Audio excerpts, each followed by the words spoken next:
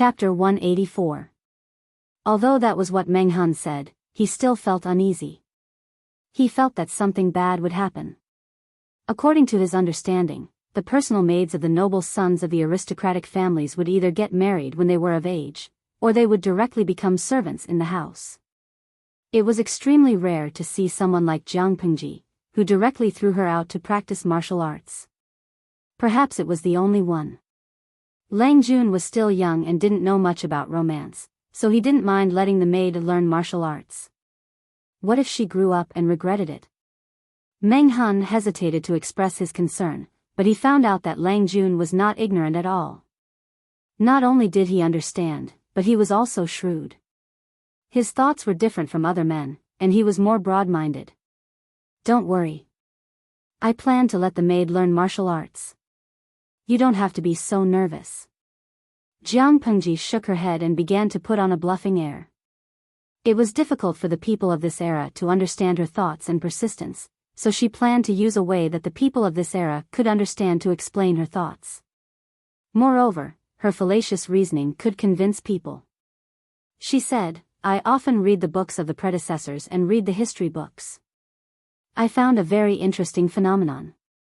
Su Ku was interested when she mentioned the history books. He asked, Lang Jun, what did you find? Jiang Pengji said, most women were vassals or even goods that could be bought and sold. This phenomenon was especially serious before the chaos of the 16 kingdoms. The emperor of a country had as many as 33,000 concubines and maids. Although it was an exaggeration, it showed how extravagant the emperor was at that time. On the other hand, men could not marry. In some places, brothers, uncles and nephews even shared wives. It became a custom. Su Ku nodded. The books he read were all from the study of the Lus, so he had naturally read the content. Later, the last emperor favored the villains. He was extravagant and drained the national treasury. The 16 vassal kings occupied land and proclaimed themselves emperors. That was the beginning of the chaos of the 16 kingdoms for hundreds of years. At that time, women were robbed. During the famine, they even ate them. Su Ku had also read about this history. At that time, he felt that the era of the 16 kingdoms was too bloody and dark. The central plains were empty, and the population was less than a tenth of what it had been before the 16 kingdoms. It was so ignorant and bloody that it made one's blood boil. The poison caused by the 16 kingdoms did not return to the previous population level until decades after the founding of the Xia kingdom. Most of those famous female generals appear at this time. Jiang Pengji said, is there value only in giving birth to children, contributing to the population, or becoming food for others? But I see something different. Su Ku shook his head and denied, of course not. Women have contributed a lot to the increase of the population, is that all? Jiang Pengji continued, the 16 kingdoms were established one after another. In the 6th year, bandits burned, killed, and looted in Yuxian County. Niwa Changpu used a stratagem to kill the leader of the bandits and gather the remaining bandits, protecting the peace of the area. Her only value was to give birth? Su Ku thought for a moment and shook his head. According to the records, Changpu is a natural stone maiden and cannot bear children. However, she has a husband and they love each other very much. There's a strange record in the Xia kingdom. There was a strange phenomenon of a golden phoenix descending to the ground in the sky of Mei County. At the same time, a baby girl was born. Everyone said that the baby girl had the name of the golden phoenix and could be the mother of the country. Xiaoyu, do you still remember the content of this record? Jiang Pengji asked again. What she said was all true history. Anyone with a bit of knowledge would understand. Lang Jun, you must be talking about one of the meritorious deeds in the founding of the Xia kingdom. She was as famous as Master Meng, and she was later bestowed the title of Marquis Su. Then, Jiang Pengji mentioned a few other famous women in the 16 kingdoms or in the early days of the Xia kingdom. Finally, she said, from this, it can be seen that women can also create meritorious deeds that are not inferior to men. So why is the position of women getting closer and closer to that of the 16 kingdoms? I heard from the merchants that Zhongzhao is now promoting a book called Women's Precepts. There are 7 chapters in it, including inferiority, husband and wife, respect and prudence, women's conduct, concentration, obedience, and uncle and sister. The content is quite interesting. Xiaoyu, you can read it. Su Ku was speechless. Women's Precepts. It sounded like it was read by women. Why should he read it? I bought a copy of Women's Precepts from a merchant. When I finished reading it, there was only one thought in my mind: which idiot wrote this? Jiang Pengji sneered and said, after careful investigation, it turned out that it was written by the Empress of Zhongzhao with the intention of enlightening the women of the world. There were even Confucian scholars who wrote that Master Su's behavior was immoral and hoped that the title of Marquis Su would be revoked.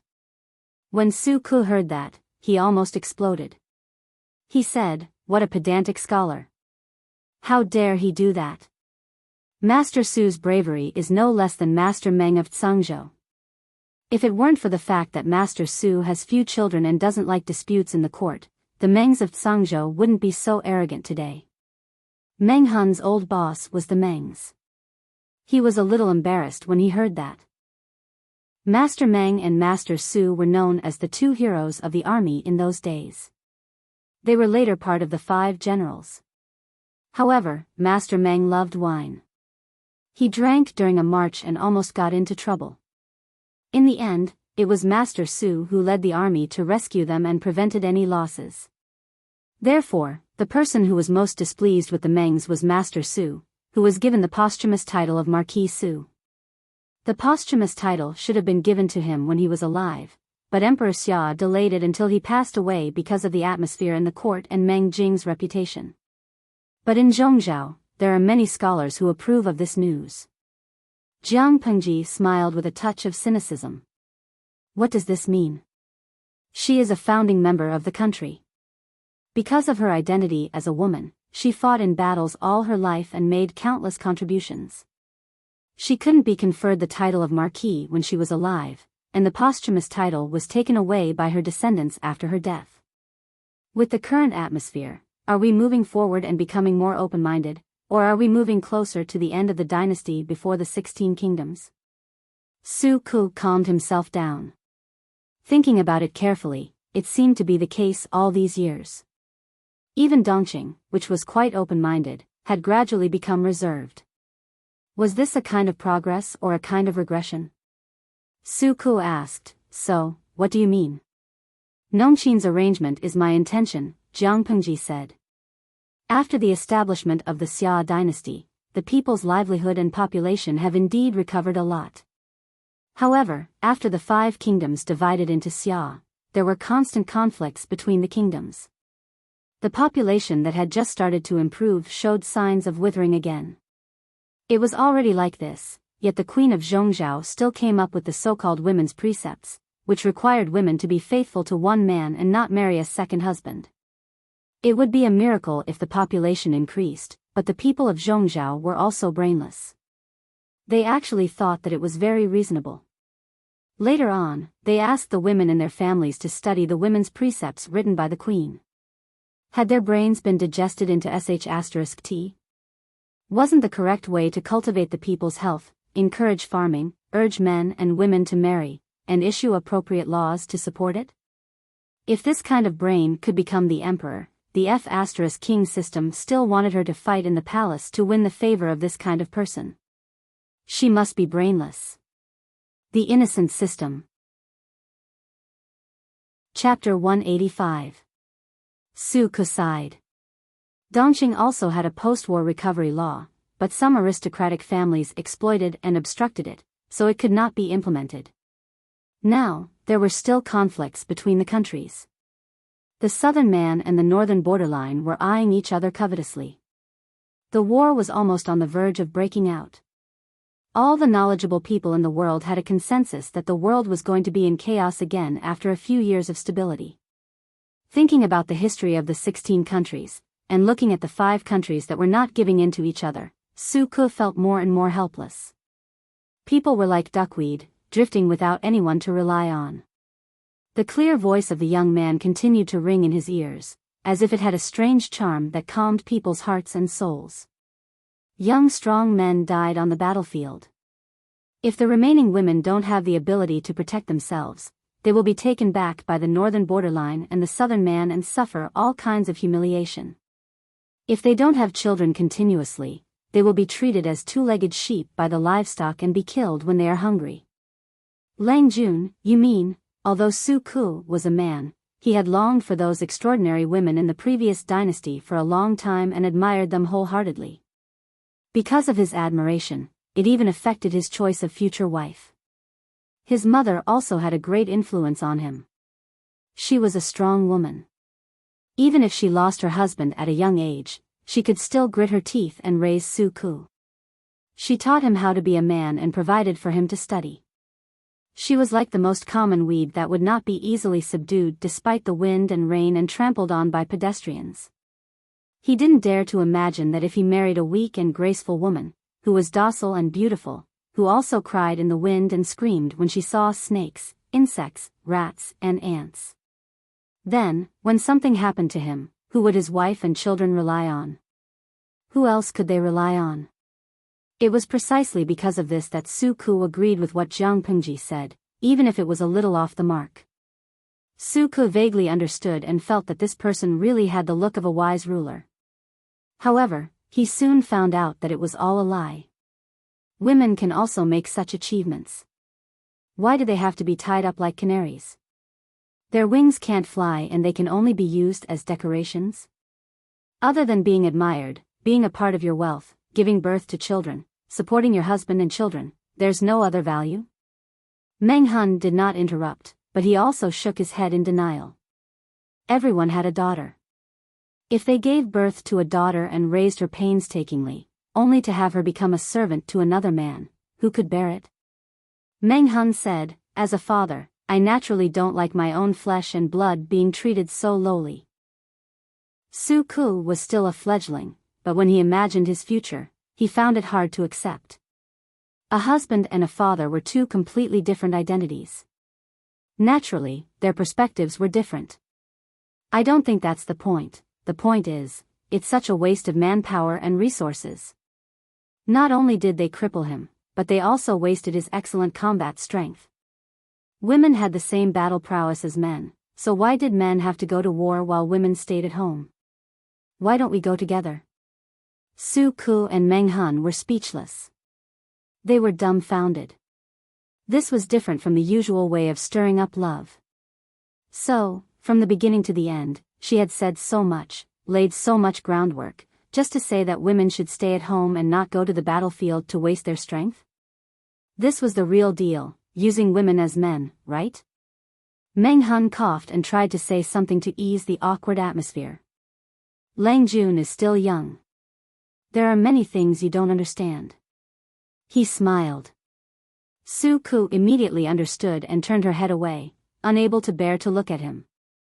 Tell me, what do I not understand? Jiang Pengji felt that if they did not follow her script, she would be very embarrassed. Women, the reason why there are more women in the inner courtyard is that they, are born different from men. Meng Hun said vaguely.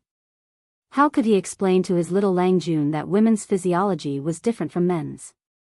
After their bodies matured, they would need kuei water every month, and their bodies would become delicate. Pregnancy would take more than 9 months, and they would not be able to work normally. Even giving birth would be like walking through the gates of hell. Lang Jun was still young and inexperienced. Even if he explained it to him, he might not understand.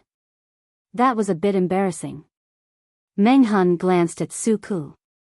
You are a scholar after all, so you should say something. Unfortunately, Su Ku was already looking at the sky and the earth, and he refused to look at his pleading eyes. Jiang Pengji was speechless. The two men thought that Jiang Pengji did not understand, but in fact, she already knew what they were trying to express through their mysterious eye contact. Because of the physiological structure, men were destined to be external, while women were internal. With the development of society, the social status of the latter would get lower and lower. If these words were said to people in ancient times, it would indeed be the case. But it did not make sense in front of Jiang Pengji. There is nothing in this world that is impossible. Jiang Pengji curled her lips mysteriously and said that out of the blue. Su Ku and Meng Han stopped eye contact and looked at her. They did not know what she meant. Jiang Pengji obviously did not want to explain. We are going off topic. Anyway, Nongqin will be training with the troops in the farm. As for training tasks, you don't have to deliberately give her preferential treatment, and you don't have to relax the standards. Just do what you need to do. When the training is almost done, I will make other arrangements. Jiang Pengji didn't believe that they would lose to a group of weak fighters. She taught them with special attention. Meng Han nodded, but he still wanted to protect her a little bit. After all, girls were different from rough men. That is not a problem. It is also a good thing that Lang Juan's maidservant wants to learn martial arts. At least she can protect Lang Jun. But they are rough people, and sometimes their mouths are not clean. If they are wronged. Meng Han did not dare to say that he could completely avoid it. Jiang Pengji said indifferently, "It's okay. If someone says something dirty, Nongqin will just break a few of their teeth. If they could fight, they would use their fists to reason." Meng Han was speechless. If his subordinates had such violent thoughts, Meng Han would definitely say something. But the one who said it was Lang Jun, so he, up to you, up to you, up to you. After Meng Han left to prepare, Su Ku suddenly thought of something and asked her a question. Lang Jun, you want women to go to the battlefield just because you think it is a waste of combat power? He deliberately emphasized the word, just. Jiang Pengji suddenly smiled slyly and said, "Xiao Yu knows me well." Su Ku was speechless. He suddenly did not want to listen to what Jiang Pengji had to say next. He was afraid that it would shock him. But it was too late. The world values boys more than girls.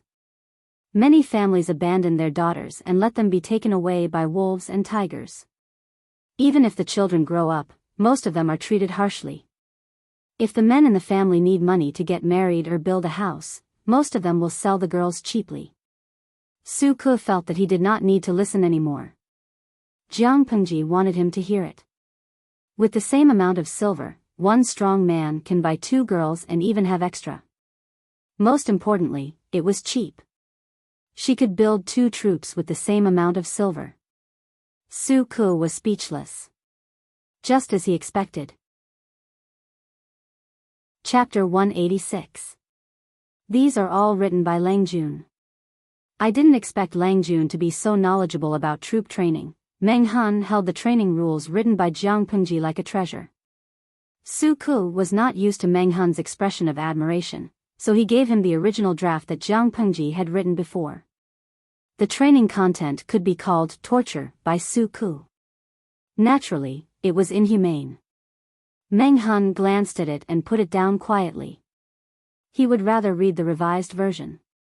"Coach Meng, if there's anything you don't understand, you can come to me at any time." Meng Han was a tactful person. Su Ku handed over the work easily, so the mental preparation he had done before was not put to use. "Of course. I'll have to trouble Xiao Yu when the time comes." Meng Han cupped his hands and smiled. He liked Su Ku a little more. Civil and military were 2 different fields.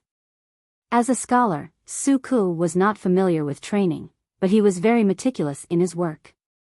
Even though Meng Han had never been in contact with this fledgling troop before, he had a rough idea after reading the content that Su Ku gave him.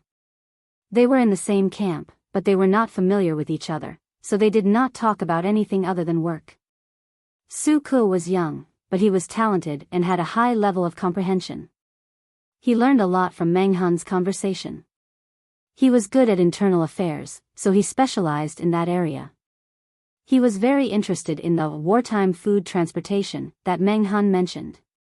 As the saying goes, before the troops move, the food and fodder move first. A good logistics transportation line could decide the outcome of a war. His Lungjuan's ambition was not limited to that. As the first member of Jiang Pengji's team, Su Ku could not lock his position as an accountant in the lose. In other words, Suku had his own ambitions.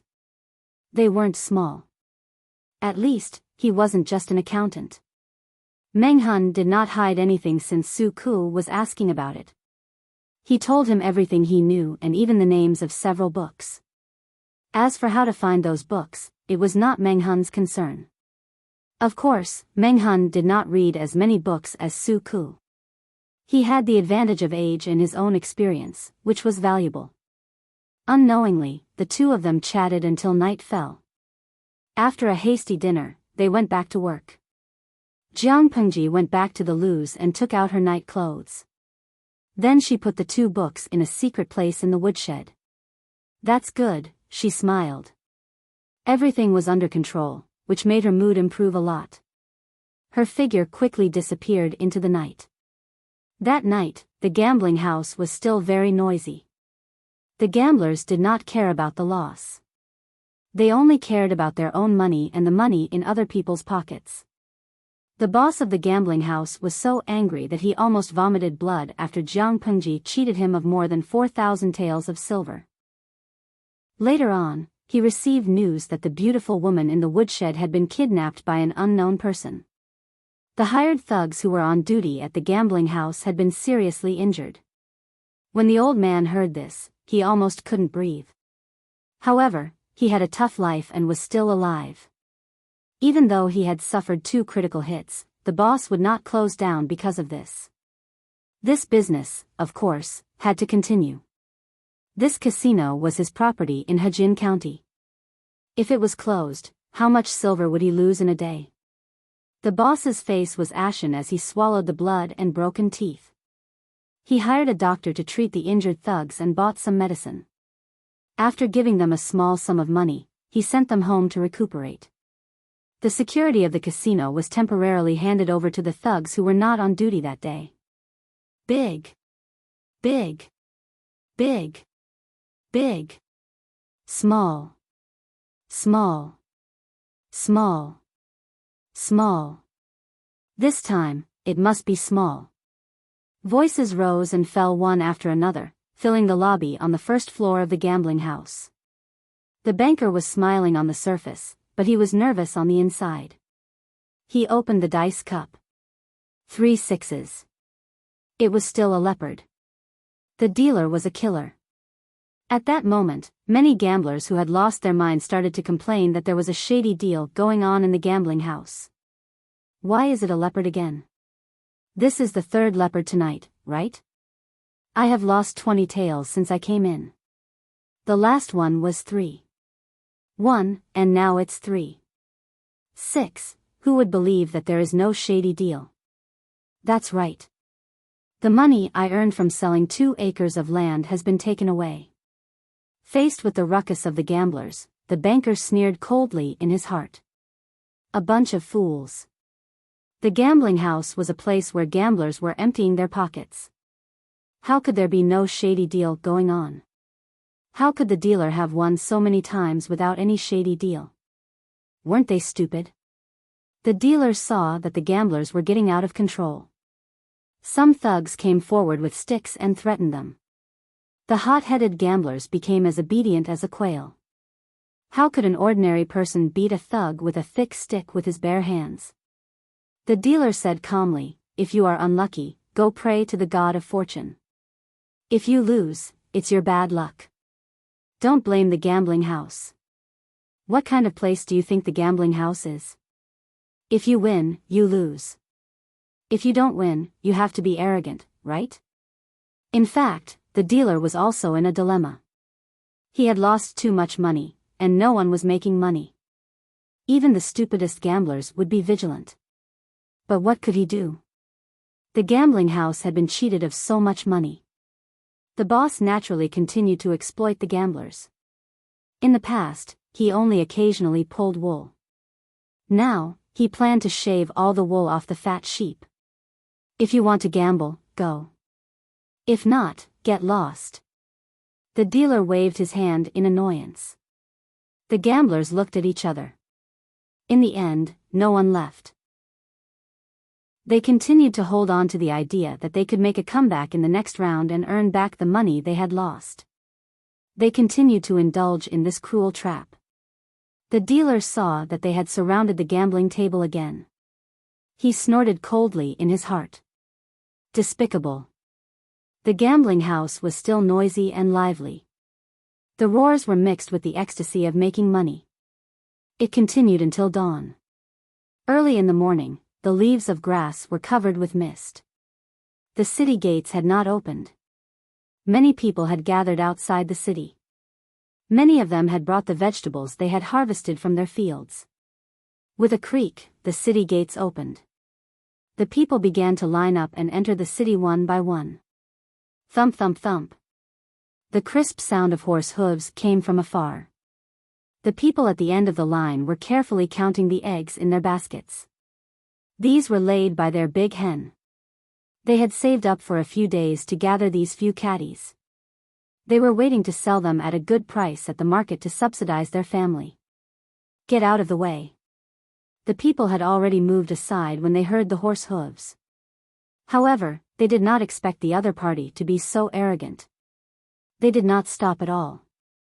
Ah! Help! My eggs, who stepped on me? It hurts, ouch! Chapter 187. Those who were lucky enough to escape fell to the ground, while the unlucky ones were trampled by the hooves of the horses. Immediately, a middle-aged woman was trampled on the left side of her chest. After the sound of bones breaking, her chest caved in. Blood flowed from her mouth, and she died. The guards at the gate noticed the commotion and stepped forward to stop it.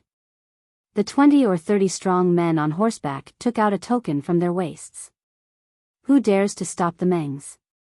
Let them in. Hey, they were so stubborn. The guards had seen arrogant people, but they had never seen anyone who dared to kill people on horseback and still dared to announce their family name. Even if they were from the aristocratic families, they still cared about their face. How could they be so arrogant and rude? Stop them. Stop them all. The head of the guards was unhappy. This kind of thing had happened so early in the morning, and several lives had been lost.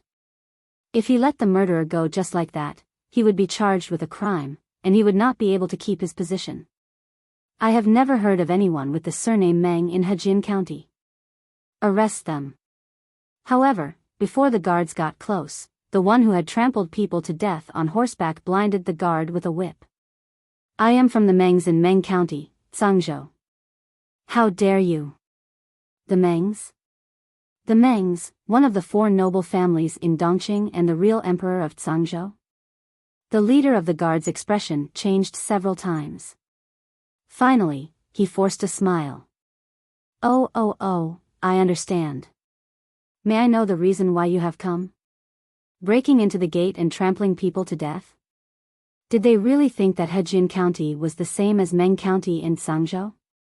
Cut the crap and let us into the city. Otherwise, we will kill you. The whip in his hand cracked in the air, forcing the leader of the guards to take a step back. Just like that, the group of people casually rode their horses away. Above the gate, the soldiers had already drawn their bows and arrows, waiting for the order to shoot. The leader of the guards was livid. He raised his hand to stop them. If they were really from the Mengs, they would be in trouble if they hurt them. If they were not from the Mengs, they wouldn't dare to be so arrogant in Hejin County. However, they still had to send someone to follow them. Who knew what they were up to? Facing the people lying in pools of blood and hearing the moaning and groaning in his ears, the leader clenched his fists and punched the city wall in anger. Report this matter to the prefectural governor, then send the injured to the medical center. Record everyone's loss and those who died tragically. Send these to the prefectural governor and let him decide. The Meng family of Tsangzhou, they've gone too far. Early in the morning, there were already wails and cries outside the city gate. Back to the other side. After the group entered the city, they immediately galloped on the streets. Fortunately, the market had not opened yet and there were not many pedestrians, so it was easy to avoid them. Do you know where the Fulai Casino is? The leader stopped his horse in front of a passerby who obviously hadn't slept all night. The horse's hooves were raised high and almost fell on the man. The man was so scared that he was no longer sleepy. He felt as if he had taken a stroll through the gates of hell. His back was drenched in cold sweat. No, under the threat of the horse's hooves, the passerby was so scared that he fell to the ground. The passerby was the gambler who had gambled all night in the Fulai casino. His eyes were bloodshot, his face was pale, his lips were pale, and his eyes were heavy. From afar, he looked like he was walking on air. You know? Good that you know. Take us there quickly, or you'll be whipped. The leader was overjoyed, and the dozens of strong men behind him also revealed relaxed expressions. They didn't expect to be so lucky that they caught a person just after they entered the city gate, and he happened to know the Fulai casino. Thinking of Meng Liang, who had been missing for a long time, they couldn't help but feel nervous. They didn't want to escort him to Shangjing to hide. After all, Meng Liang's bad temper was well known. He was also a little lecher. Anyone who was targeted by him, no matter male or female, no matter how good-looking they were, could escape from his claws. The lucky ones survived, and the unlucky ones were beaten to death directly. Thinking that the family head, Meng Zhan, wanted him to be the heir of the family, many elders in the family felt a little disappointed. The Mengs was so glorious. If it was handed over to a playboy like Meng Liang, wouldn't it be over? How could he support a family with his little ability? In contrast, the eldest Lang Jun, who had no sense of existence, was more popular. Unfortunately, he was far away in Shangjing to study, and he wouldn't come back even once a year. He had almost no contact with the Meng subordinates, and he didn't even write a letter to his family. Thinking of this, people could understand. Meng Liang had a son who didn't even have a son. How could he be more likable than Meng Liang, who was sweet and filial? However, it was strange that they were both sons of the same mother. The second Lang Jun, Meng Liang, was useless, while the eldest Lang Jun, Meng Heng, was educated and polite. It was said that he was quite famous in Shangjing. He was going to be evaluated this year, and it was estimated that he would get a good result. Putting away the unnecessary thoughts, the leader threatened the gambler to lead the way. The gambler had no choice but to lead the way in fear. The knife on the man's waist was real, and the whip in his hand was still dripping with blood. He didn't want to die. Is this the place? After several turns, the group stopped in front of a gambling house. Standing outside, they could hear the clamor inside the house. Yes, yes. There is only one gambling house here called Fu Lai. Well, sir, can I go now? If he led the way for others, he could get some tips if he was lucky. But he was leading the way for this man, and it was good enough that he didn't lose his life. The gambler bowed. After getting permission from the leader, he quickly turned around and ran away as if he was being chased by evil spirits. Bah, coward.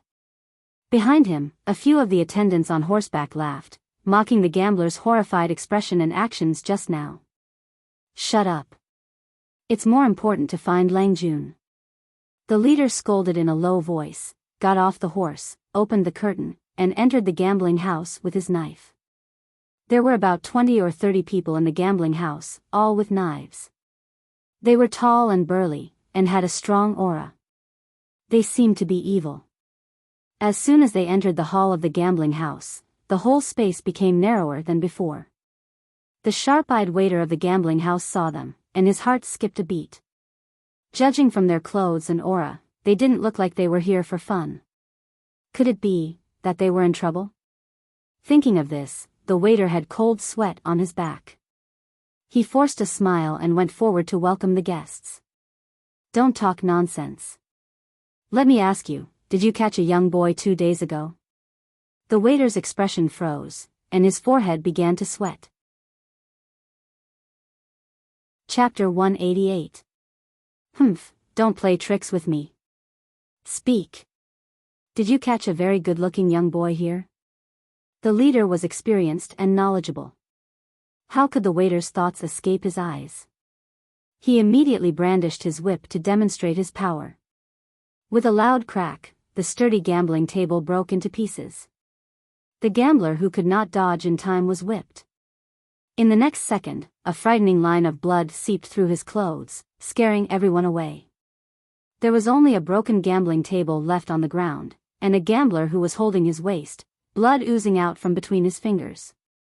If you don't tell the truth, I'll let you all have a taste of being whipped later. Let me ask you one more time. Did your gambling house capture a very good-looking young man a few days ago? Speak, did you catch him? The whip in the man's hand was extremely thick, about the thickness of 2 fingers of an adult. There were many fine and dense barbs on the long black whip. The tail of the whip was strung with more than 20 thin blades. With this kind of whip, it did not require much strength to whip someone until they bled profusely. If one used more strength, they might not even be able to withstand a single whip and directly die. The waiter was relatively close to the leader, so he could clearly see the blood dripping from the barbs on the whip. He was immediately scared out of his wits. This little one. The waiter originally wanted to be stubborn, but when his eyes met with the leader's, a kind of illusion of death assaulted him, as if his neck was being strangled by an invisible force, causing him to be unable to say the rest of the words. The other gamblers did not know what had happened, but they knew that the gambling house was probably in big trouble. They wanted to sneak away, but the leader's entourage blocked the door, looking as if they would not let him go until they got an answer. The waiter was unwilling to speak, but the other gamblers felt pity for their lives, so they naturally opened their mouths. 2 days ago, we did catch such a young boy.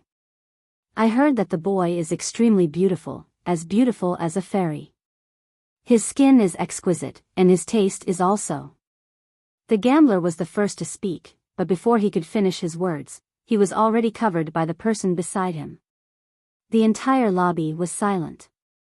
Everyone could feel an invisible chilling atmosphere enveloping the entire place. Those gamblers were all ordinary people, and their bodies were even weaker than ordinary people. When had they ever faced such a murderous aura? He was so scared that his legs started to tremble. His knees went soft and he knelt on the ground with a plop. He didn't feel any pain in his knees at all. What they didn't know was that the leader and his followers were also extremely shocked at this moment. They were so shocked that they forgot how to react. They were all adult men who had experienced sex and played with women before. Perhaps some of them had even played with men before. As for what the gambler had described, they knew very well in their hearts what kind of scene would happen. At this moment, there was only one thought in everyone's mind: it's over. It was indeed over. Who was Meng Liang?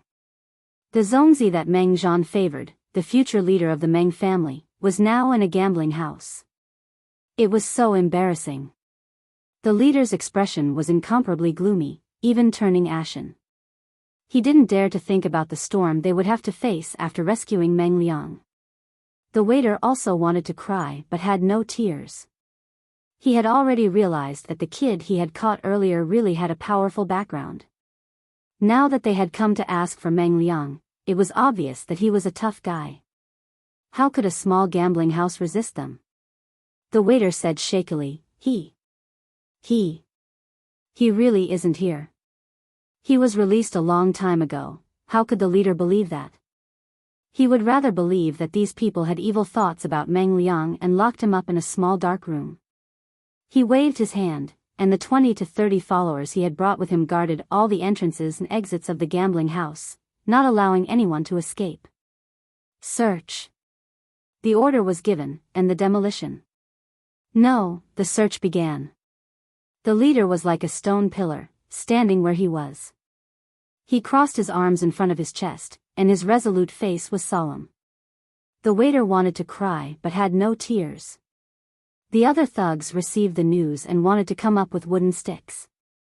One of the followers pulled out a knife from his waist. Blood splashed, staining the gambling table and the scattered silver and gambling equipment. Everyone watched as the thug's arm was chopped off, and then the knife pierced through his chest. He fell to the ground with his eyes wide open in horror. Someone was dead. Blood quickly spread and filled the entire hall. The timid gamblers covered their mouths and vomited. The brave ones also turned pale, like a white wall covered with a layer of lime. Although the thugs in the gambling house were used to doing heartless things, they still knew fear. They only dared to seriously injure people, but they didn't dare to kill them. However, none of them expected that there was no lack of people like this in this world. The knives on their waists were all genuine and could take a person's life. The wait was especially long. One by one, the followers came up with a pale face, but none of them could find Meng Liang. Sir, sir. Our restaurant was indeed blind and caught that young man, but, that very night, that young man had already been rescued. The waiter was trembling with fear, and his two skinny legs couldn't stop trembling. He didn't dare to tell the truth. If he told the truth and said that the young man disappeared on the second night after being caught, it would undoubtedly confirm the truth that the big mouth of the gambler had revealed. Could any aristocratic family endure such humiliation? If that happened, they would really be finished. Therefore, there were some things that they couldn't admit even if they were beaten to death. After a while, the followers came back one after another. The news was very disappointing. The last one was holding 2 scrolls in his hands. The scrolls were stained with dust. These 2 scrolls were found in a woodshed. Found this. Boss, please take a look. He had interrogated 2 of the thugs and confirmed that the woodshed was where the gambling house kept the goods. Because he didn't dare to make a decision, he didn't open the scrolls to see the contents. The leader reached out his hand and roughly tore the neatly tied strips of cloth on the bamboo scrolls. He shook it open with one hand. He read 10 lines at a time. After he finished reading, the leader's face suddenly became darker and darker, as if ink was about to drip out. Everyone was trembling, afraid that it would say that Meng Liang was already dead. Of course, there was no such content, but it wasn't optimistic either. These people. Kill them all. The leader's eyes flashed, and his murderous aura was obvious. After receiving the order, the other followers didn't hesitate. They all pulled out the knives on their waists and walked to the others. What were these people going to do? Whether it was the people in the gambling house or the gamblers, they were all scared out of their wits. Murder. One of the gamblers couldn't help it anymore. He wanted to run out the door, but his head was instantly cut off from his body. Blood splashed on the wall. At that moment, everyone clearly realized one thing. Chapter 189. What's going on? Jiang Pengji had just finished her breakfast. She meditated for a while and then turned on the streaming room. She greeted the audience as usual. On the way to the study room, she saw 2 servants whispering to each other by the rockery. One of them was crying and looked very sad. Her 5 senses were very good, but they were also troublesome. To deal with this flaw, Jiang Pengji would usually suppress her 5 senses to keep them at half the level of ordinary people. She was a bit far away, so she only heard some words like city gate, someone died, and someone was injured. The servants were all panicked when they saw Jiang Pengji. It was still working time, so how could they not be flustered when they were caught slacking? The Lu's had its own rules and regulations. After County Chief Lu came back, he became more strict and did not allow anyone to slack off. Don't be so flustered. Tell me, what happened at the city gate? Jiang Pengji faced the middle-aged woman who had been crying secretly. I'm not an unreasonable person. I won't blame you if you have a reason for chatting. The middle-aged woman grabbed her sleeves nervously and said sadly, this morning, my mother and father entered the city together. We didn't expect a group of strong men who claimed to be from the Mengs of Tsangzhou to break in. They rode their horses and injured people. My father tried to protect my mother and one of his legs was trampled by a horse. Jiang Pengji's face turned serious, and the audience in the streaming room expressed their shock. Mingyue Tianya, oh my god, did I hear it wrong? Armstrong, why do I feel that all the people and things that the streamer has been in contact with recently are related to the Mengs? Ye Qingzhou, the Mengs are too arrogant. They even dared to break into the city gate. Do they want to die? Since your father was injured, I guess you must be anxious now and have no mood to work. Go to the cashier and get an extra month's salary to buy some nourishing tonics for your father. He is old and will not recover as quickly as young people." The servant heard that and suddenly burst into tears. She thanked Jiang Pengji repeatedly. After she left, Jiang Pengji looked at another servant who came to deliver a message. Her eyes turned cold. "Come here and tell me what happened at the city gate this morning. Be as specific as possible." Jiang Pengji had expected Meng Liang's entourage to come, but she didn't expect them to come so quickly and so arrogantly. They even let their horses hurt people, and it seemed like they even killed them. It was a servant woman who came to deliver the news. She was a servant of the Lu residence, but she didn't live in the Lu residence. She usually worked in a secluded area in the outer yard and was very idle. After she was done with her own work, she still had time to gossip about the rumors in the marketplace. She could be considered the gossip center of the entire Lu residence.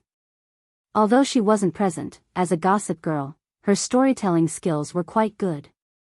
She narrated it vividly. "Are you sure someone died?" Jiang Pengji asked. Her eyes flashed with a hint of murderous intent. Her impression of the Mengs dropped by half. The servant woman gestured with her hands and said, "That's right. There were more than a few who were trampled to death by the horses' hooves. There was also a beautiful girl who was of marriageable age and followed her mother into the city to buy some red hair ropes. Who would have thought that this would happen? Everyone says that the man surnamed Meng is the local tyrant of Zhangzhou. He can't even control the current officials. Now that I see it, it's true." Jiang Pengji glared at her coldly and said, "How dare you say something like that? Don't take your life." The maidservant came back to her senses and immediately broke out in a cold sweat. She quickly bent down and begged for mercy. "It's good that you have a long memory. Trouble comes from the mouth. It doesn't matter if you die or not, but don't drag the entire Lu residence into it." Jiang Pengji waved her hand and gestured for her to leave. "Since there's a reason for this, I won't make trouble for you this time. Don't leave your post without permission in the future." The bullet screen in the live stream room flashed past her eyes one after another. Some of them were like, "Ha ha ha," while others were like, "LOLOLOL." Raising a chestnut, the host's behavior is typical. Only the officials are allowed to set fires, but the common people are not allowed to light lamps. I remember that she named the royal family of Dongqing by name. When the servant said so, she scolded her with a straight face, hoping that the maidservant would be traumatized. Raising a chestnut, if not, how can she be a match for the domineering host?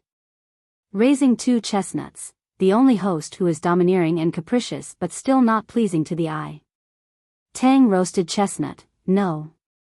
Now isn't the point that the Mengs are arrogant? They broke the city gate with horses and killed people?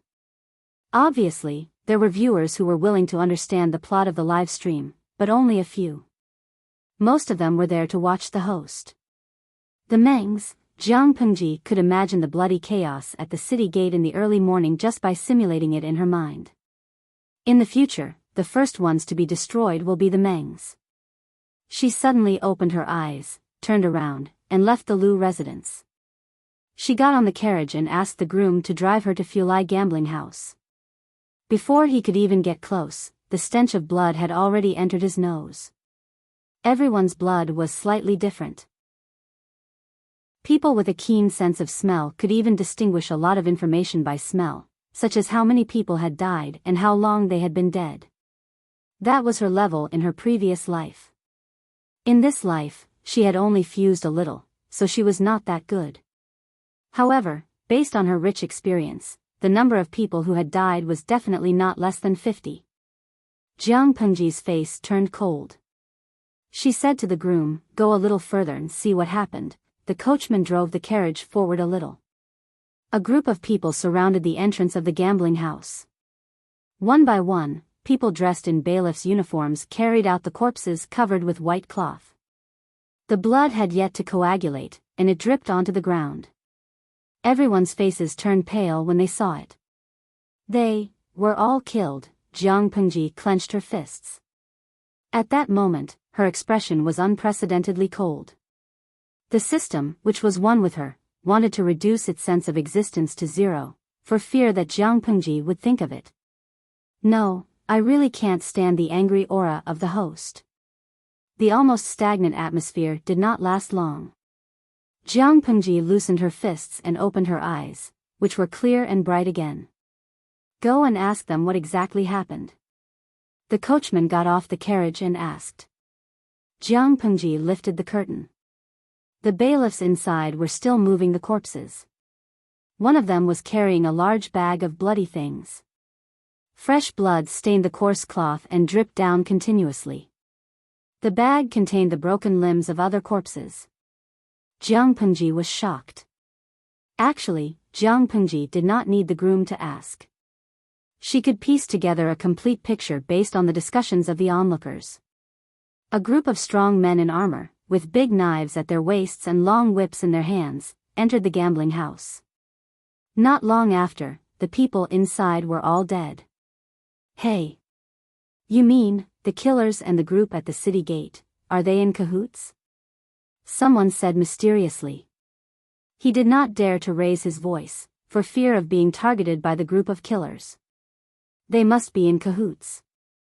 Someone saw them break through the city gate and go straight to this gambling house, a life for a life. These executioners should be executed. Chapter 190. Second Lang Jun, I've asked. The coachman came back and whispered to Jiang Pengji through the curtain to make sure she could hear him. After a while, Jiang Pengji asked, is there any sign of the Lu's residents in the carriage today? The coachman was stunned for a moment, and then he answered, Lang Jun, how can I disobey your orders?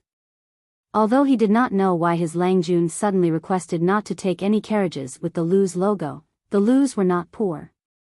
They had a few carriages for all kinds of banquets and trips. Okay. Jiang Pengji closed her eyes and said to the coachman, drive the carriage to Shi City first, okay. The coachman whipped the horse, and it moved gently, bypassed the crowd, and went to Shi City. After Jiang Pengji left, there were a few strong men sitting on the second floor of the tea house opposite. The tea on the table was cold, and there was no trace of it being touched. They stared at the gambling house opposite them. They had been waiting for a long time, and there was nothing special. They were the Meng's entourage, and they were there to protect Meng Liang on his way to Shangjing. The person who was being protected like the moon was the leader. The man's eyes were fixed on a carriage that was moving away, and his eyes were filled with doubt. He called the waiter over and pointed at the carriage that was not far away. Do you know which family it belongs to? The waiter stretched his neck awkwardly.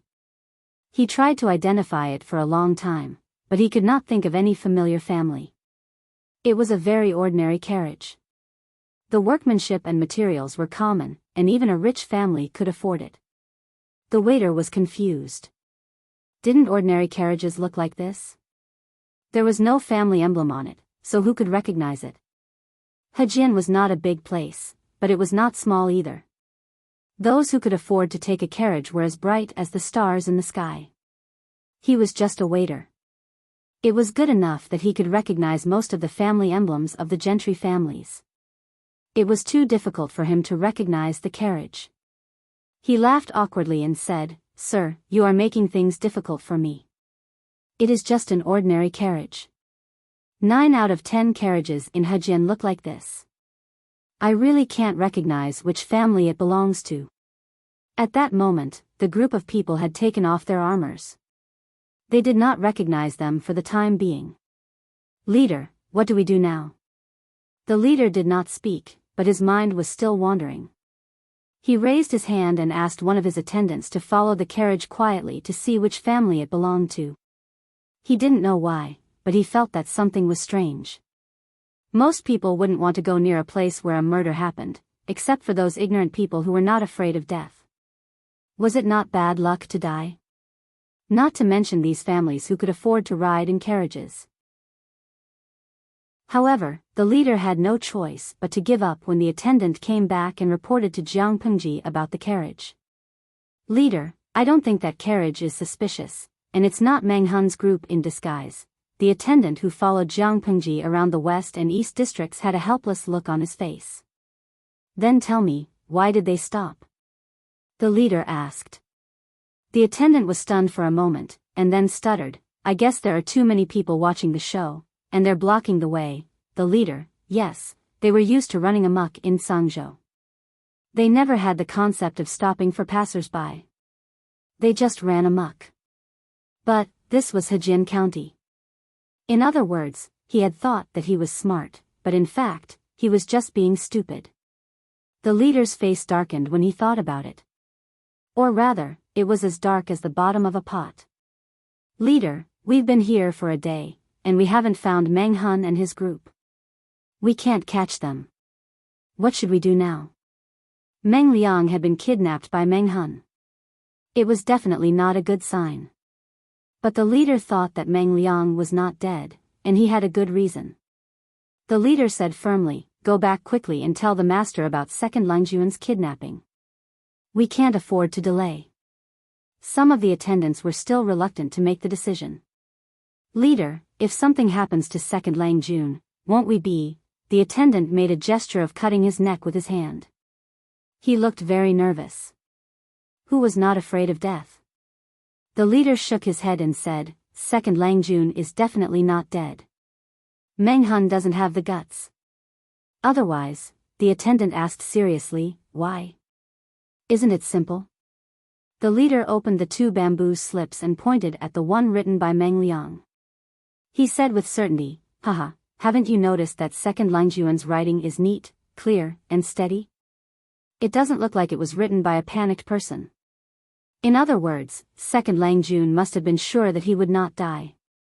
That's why he wrote this letter. But this Meng Hun is asking for 2,000 dawn of food. Isn't he afraid of being stuffed to death? 2,000 dawn of food was not a small amount. But food was not a big deal. As long as Meng Liang was alive and well, everything would be fine. Leader, you're so wise. A few attendants flattered him one after another, their mouths uttering flattering and auspicious words of flattery. So, now is not the time to be hesitant. We have to send these 2 bamboo slips back as soon as possible. As long as we can save Second Langjun, it will be a great achievement. Even if the master blames us, who doesn't know that Second Langjuan's disappearance was because of his naughtiness? Even if there was a punishment, it would not be a heavy one. They would even be rewarded with a lot of money after the incident. Unfortunately, the leader thought that Meng Hun and his men would be impatient and come to check on what had happened in the gambling house. That was why he decided to wait on the 2nd floor of the tea house across the street. But after waiting for half a day, all the bodies in the gambling house had been cleaned up, but there was still no sign of Meng Hun. The leader said, pack up and get ready to go back to Sangzhou. You guys. Where do you think Hejin County is? That you can come and go as you please? Hee, let's all go. A strange voice came from behind.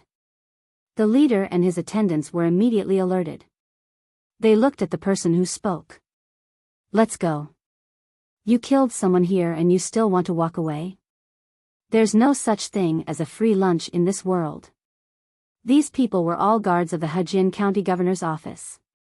Each of them had a knife at their waist, so they were quite capable. The 2 sides were in a stalemate, but a strong dragon could not beat a snake in its own land. The leader of the Mengs snorted coldly. He said arrogantly, how can you catch me now? How are you going to send me back later? Hearing what he said, the people of Hejin County were instantly filled with righteous indignation. They wanted to pull out their knives and cut them into pieces. Stubborn. The corners of the guard's mouth froze. He looked extremely indignant. Chapter 191. How much power did the Mengs of Sangzhou have in Dongqing? The Hejin County chief had only heard about it before. Now that he had seen it with his own eyes, he was furious. What did they mean by he was just a small county chief with a title but no power? What could a small official do to him? This is too much. This is too much. The Mengs of Tsangzhou are too much. The Hejin County chief was so angry that he flipped over the table. The fat on his body shook with his movement, and the mustache on his lips almost curled up. It was true that Hejin County was just a small county according to the size of the land and the number of people. But since it was a county, he deserved to be the Hejin County chief. How could he tolerate being humiliated by the servants of the Mengs? The guards of the Hejin County chief's manor who had escorted the people there also looked furious.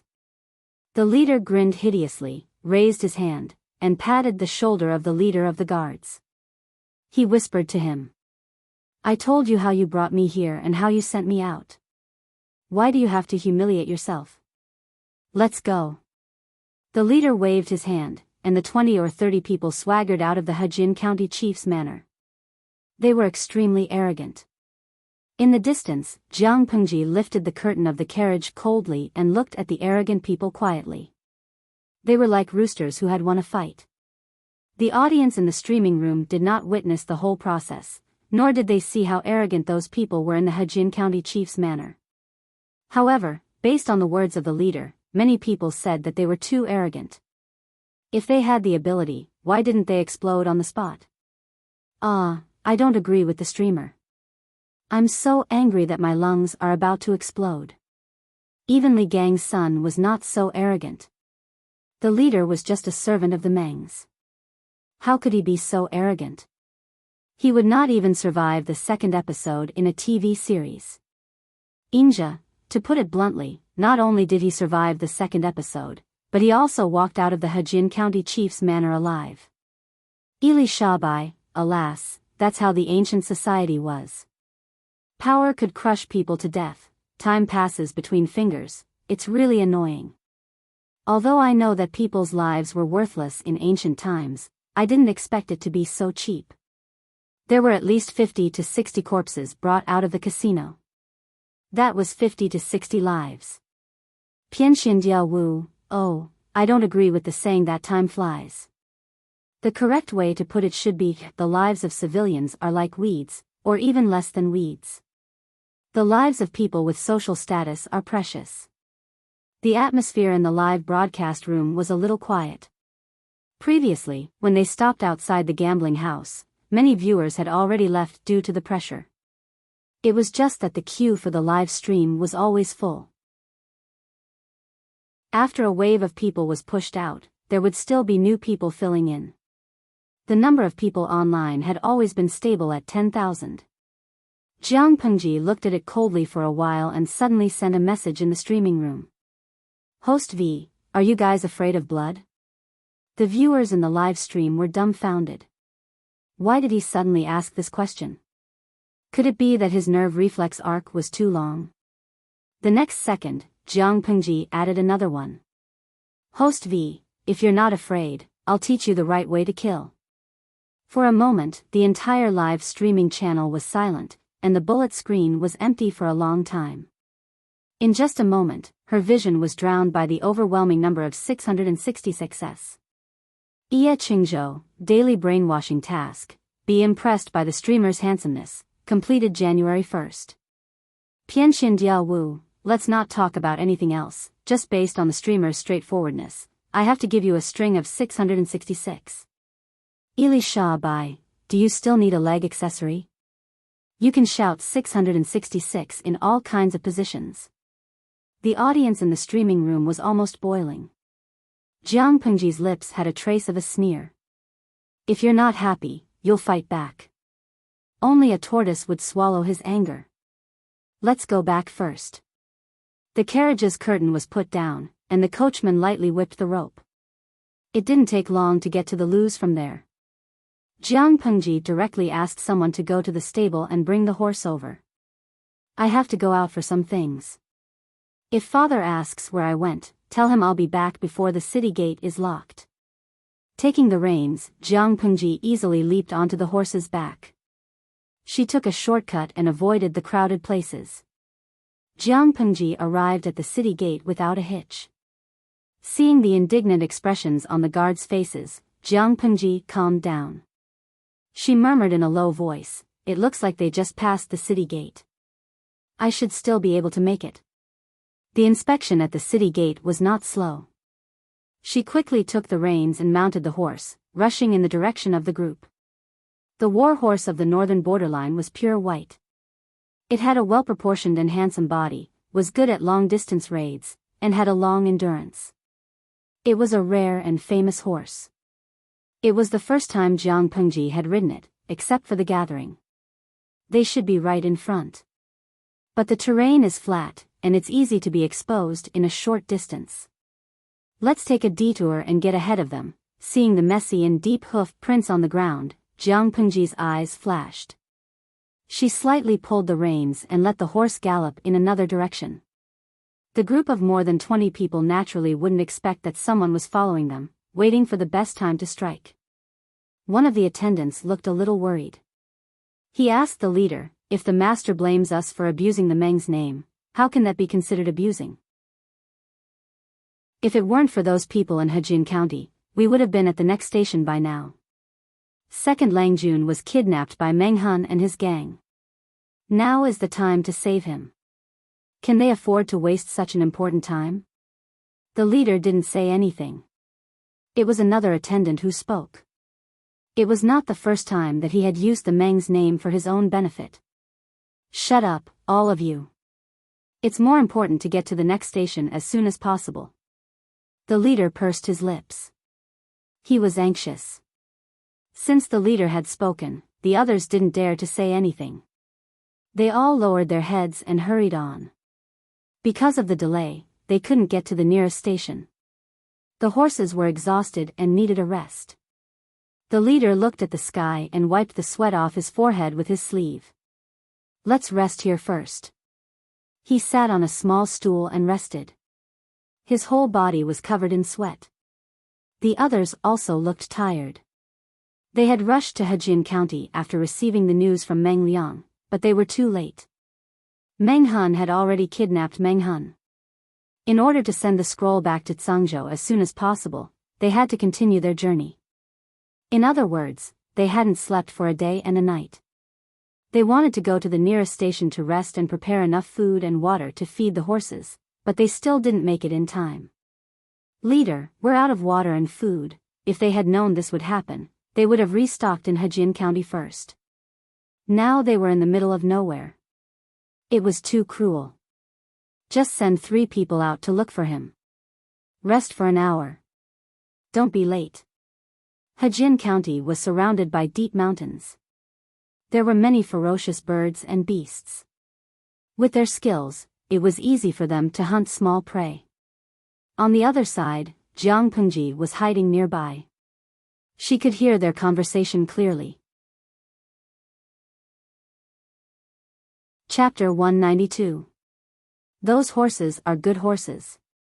Why don't we take some? It's also a fortune. Jiang Pengji hid in the dark and carefully observed the group. When her eyes fell on the horses, she couldn't help but feel excited. Although those horses were not as good as the best horses, they had excellent bloodlines and belonged to the Meng stable. The Mengs was the only one among the 4 noble families that started with military achievements. They also owned the largest stable in Dongqing. Tsangzhou was located at the intersection of trade routes, so it was very convenient for all kinds of business. The Mengs imported many famous horses from the northern borderline or the southern man. After several generations of breeding, most of the horses in the stable were of excellent quality. However, they only sold the inferior horses. The best and the best quality horses had to be offered to the main family of the Meng family or given to the Meng family as compensation to the army of the Meng family. The royal family of Dongqing wanted good horses, so they had to buy them from the northern borderline or the southern man at a high price.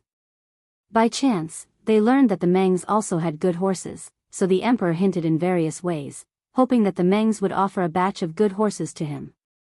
What was the result? The Mengs did not take the emperor seriously at all. They offered a batch of inferior quality horses as a tribute, and bluntly said that the best horses from the stud farm were to be sent to the Mengs army. Not a single one of those good horses was allowed to flow out. This made the emperor of Dongqing very angry. However, the Mengs were indeed not to be trifled with. The emperor of Dongqing was already burning with anger, but he had to maintain an open-minded and hearty appearance. Jiang Pengji didn't want the horses at first, or she didn't even think about it. But their owner was going to die soon. Wouldn't it be a pity if she didn't accept them? As a good girl who didn't like to waste any resources, Jiang Pengji said that the horses were now hers. What if she didn't agree? Hold it in. He sent 3 experienced followers to search for food and water, while the others rested and recovered their strength. I heard that there are many bandits in Hejian. Do you think the 3 of them will run into them? They sat down to rest, and the attendants started chatting. Hey, as long as they are not blind, which bandit will give us trouble? Not to mention 3 people going out together, even if there's only one person. Which one of us from the Meng family army doesn't have the imposing manner to fight against 10,000 people? What's so scary about a few mobs? Don't you think so? At the mention of the Meng army's prestige, the attendants suddenly felt a surge of confidence. Indeed, in the whole of Dongqing and even the other 4 countries, who did not know of the reputation of the Meng army? They had guarded Sangzhou for many years and helped the royal family of Dongqing protect the vital parts of the country. Wasn't it all thanks to them that Dongqing was able to celebrate peace and prosperity? That's right. But in my opinion, the strongest among us is still the leader. Even that Meng Hun can't compare to you. A follower gently flattered him, and the group of people seemed to have received some sort of hint. Flattery flooded their leader like a tide. The corners of his lips couldn't help but curl up. His heart swayed, and he waited until he was satisfied with the feeling of floating on air before he reprimanded her with a stern face. The leader furrowed his brows and seemed to be very displeased. We're asking you to fix up now, not to gossip like a bunch of gossipy women. If you don't want to rest, then say so earlier. Meng Hun? A stray dog who betrayed his master isn't qualified to compare to me. The leader is right. We were wrong. How can that hypocritical stray dog, Meng Hun, compare to you? One of the attendants quickly changed his words and flattered the leader with his glib tongue. This attendant clearly had a face full of righteousness, but his eyes darted around from time to time, looking extremely restless. When it came to flattering, he was more active than anyone else. The other attendants immediately followed up and opened their mouths to say, Meng Hun is not qualified to compare to the leader. If you want to compare, throughout the whole of Dongqing, only the Count of Junbei's residence is qualified to compare to the leader. I heard that they were beaten up in the northern borderline again. In my opinion, if the leader was the leader, with your talent, you would definitely be able to turn the situation around and beat those bastards in the northern borderline back to their grandmother's house. After hearing this, the leader was in a good mood, as if he was shouting a piece of ice in the hottest days of the year. His whole body was icy cold. The few of them talked about everything and flattered the leader. After a quarter of an hour, the 3 attendants from before still hadn't returned. Of course, they couldn't come back. The 3 attendants were experienced in surviving in the wilderness, but compared to Jiang Pengji, they paled in comparison. She quickly found the nearest water source and laid in ambush, waiting for the 3 prey to take the bait. Soon, the 3 figures came together. One of them said in surprise, "There is water here. You're the best. Don't talk anymore. Fill the water bags first." The 3 of them were carrying many empty leather water bags. If they were to fill all of them and bring them back, the weight would not be light. Jiang Pengji looked at them coldly and squatted down beside the pool. She steadily raised the bow in her hand. She took out 2 arrows from the quiver and quickly drew the bow to a full moon. Swoosh, swoosh, the 2 arrows sank into the brains of the 2 attendants, piercing through the back of their heads. They were instantly killed.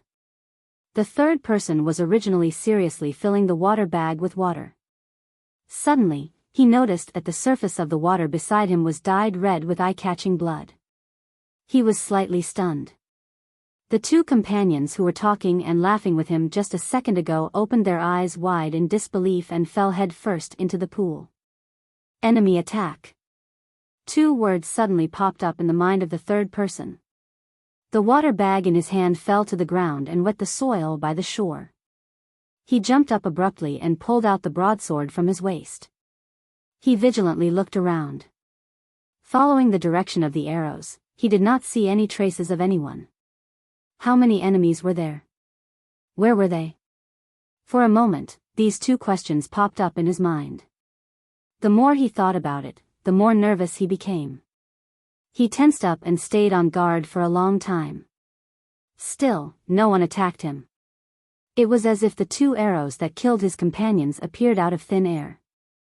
The person looked at the bodies of his two companions and nervously pursed his lips. Then, he gritted his teeth and staggered away. Qingzhou, host, you let them go just like that? Letting a tiger return to the mountain will cause endless trouble. Gimme, although I think killing is very bloody, the host situation is a special case. You can't generalize. Letting the enemy go is harsher to yourself. That person went to inform the others and called everyone over. Can the host deal with so many people alone? Miu Qingfeng, I want to convince myself that the host can kill more than 20 people, but the host is still a bean sprout, right? Lu Lanting's body was only 12 years old. Compared to the burly men who were 7 feet tall, she was as petite as a white rabbit. Just the difference in physique alone made the viewers in the streaming room nervous. They could not help but break out in cold sweat for Jiang Pengji. Jiang Pengji did not care about the fish that escaped the net. Naturally, her target was not just 2 people. Chapter 193. Host V, don't worry. Letting one fish go is just to attract more stupid fish. She sneered, leaped up, and landed on the dense tree trunk. Her footsteps were light as she walked away. The enemy was in the light while she was in the dark. She always had the initiative. Thanks to the high mountains and deep forests in Hejin County, it was very convenient to hide. Besides, Jiang Pengji knew how not to leave any traces. She shuttled through the forest freely like a dragon in the sea. Bad news. Bad news. Leader, there's an enemy attack. The surviving follower ran towards the crowd in a panic. He almost couldn't catch his breath. His lips were pale, and he kept muttering, enemy attack. 2 of our brothers were killed just now. What? Enemy attack? And 2 of our men were killed? The leader suddenly stood up from the small stool, took 2 steps forward, approached the surviving follower, and said sternly, what enemy attack? The follower gasped for a while, and finally could barely tell, just now, I was fetching water with the other 2. Suddenly, 2 black figures flashed by and attacked us with arrows. We were careless, and the other 2 were shot in the head, and they died. Died? The leader's eyes widened in disbelief, and then he became violent. The people he brought were killed by a sneak attack outside. It must have been done by the bandits near Hejin County. They were really bold. Then you came back just like that.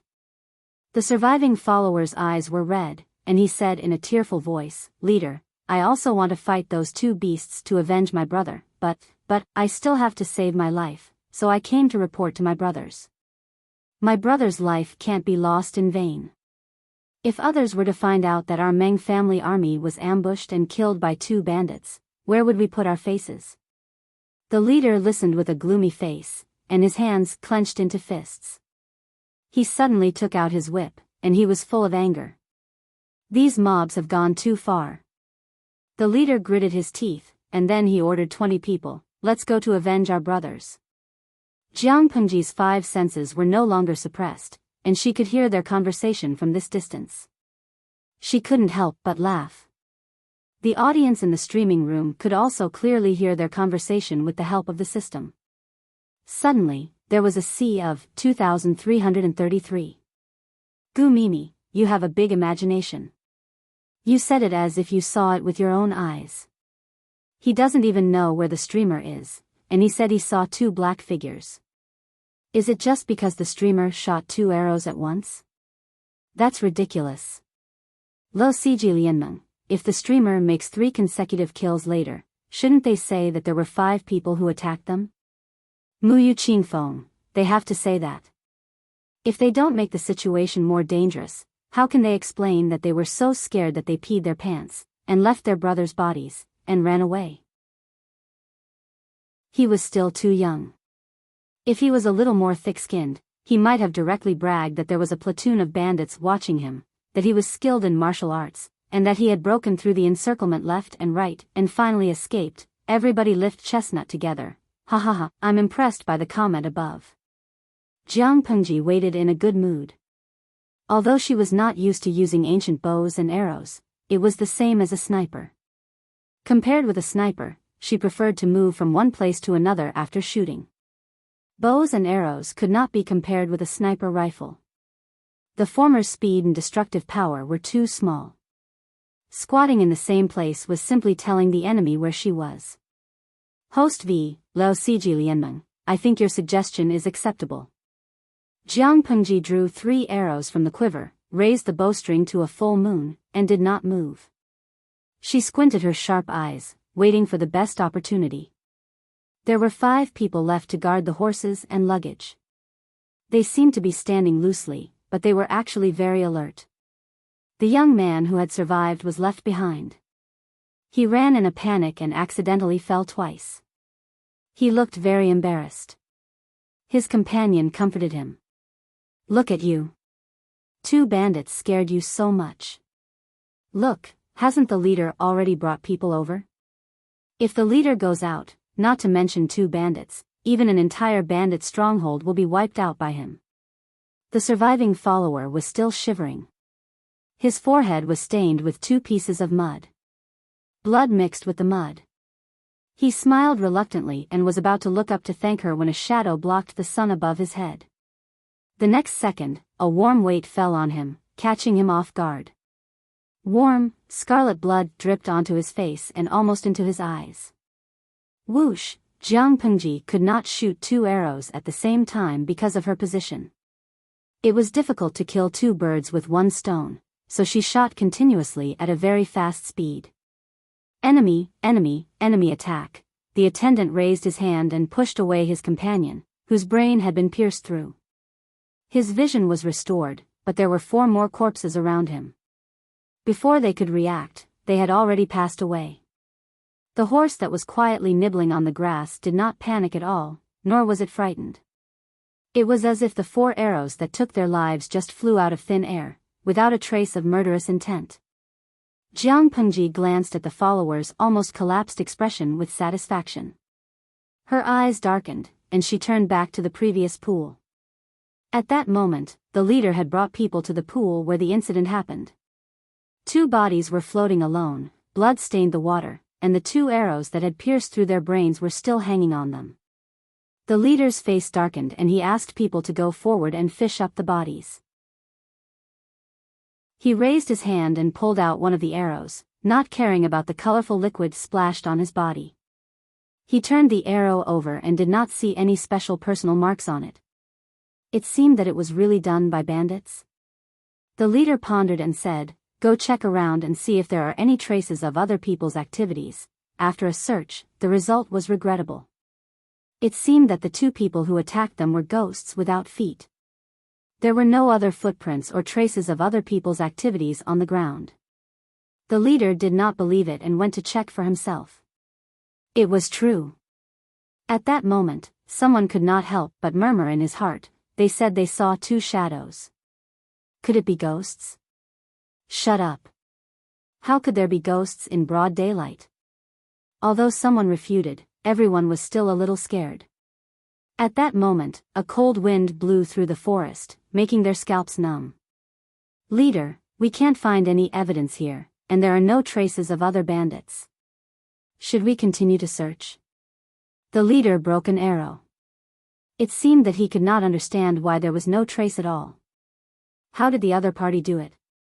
Ghosts? Only mediocre people would believe that. The leader did not give up and checked again. In the end, he had no choice but to go back. A total of 28 horses were still in their original place. If they were robbed at that time, they would suffer a loss. Wait. Chapter 194. Just as he finished speaking, an arrow pierced through the air, directly piercing through the chest of a person who was standing relatively far away. Ugh! A muffled sound rang out, and everyone looked towards the source of the sound, just in time to see the man raising his hand to cover his chest, a look of disbelief on his face. They saw his burly body slowly fall backwards, blood flowing out from his completely shattered heart, staining the ground red. Before he died, his eyes were still wide open as if he had seen a malicious ghost. The scene was creepy. Could it be that there were really malicious ghosts in the forest? Don't panic. You are a man. Why are you afraid of ghosts? The leader shouted, which brought everyone back to their senses. He raised his sword and walked a few steps toward the direction where the arrow came from with a gloomy face.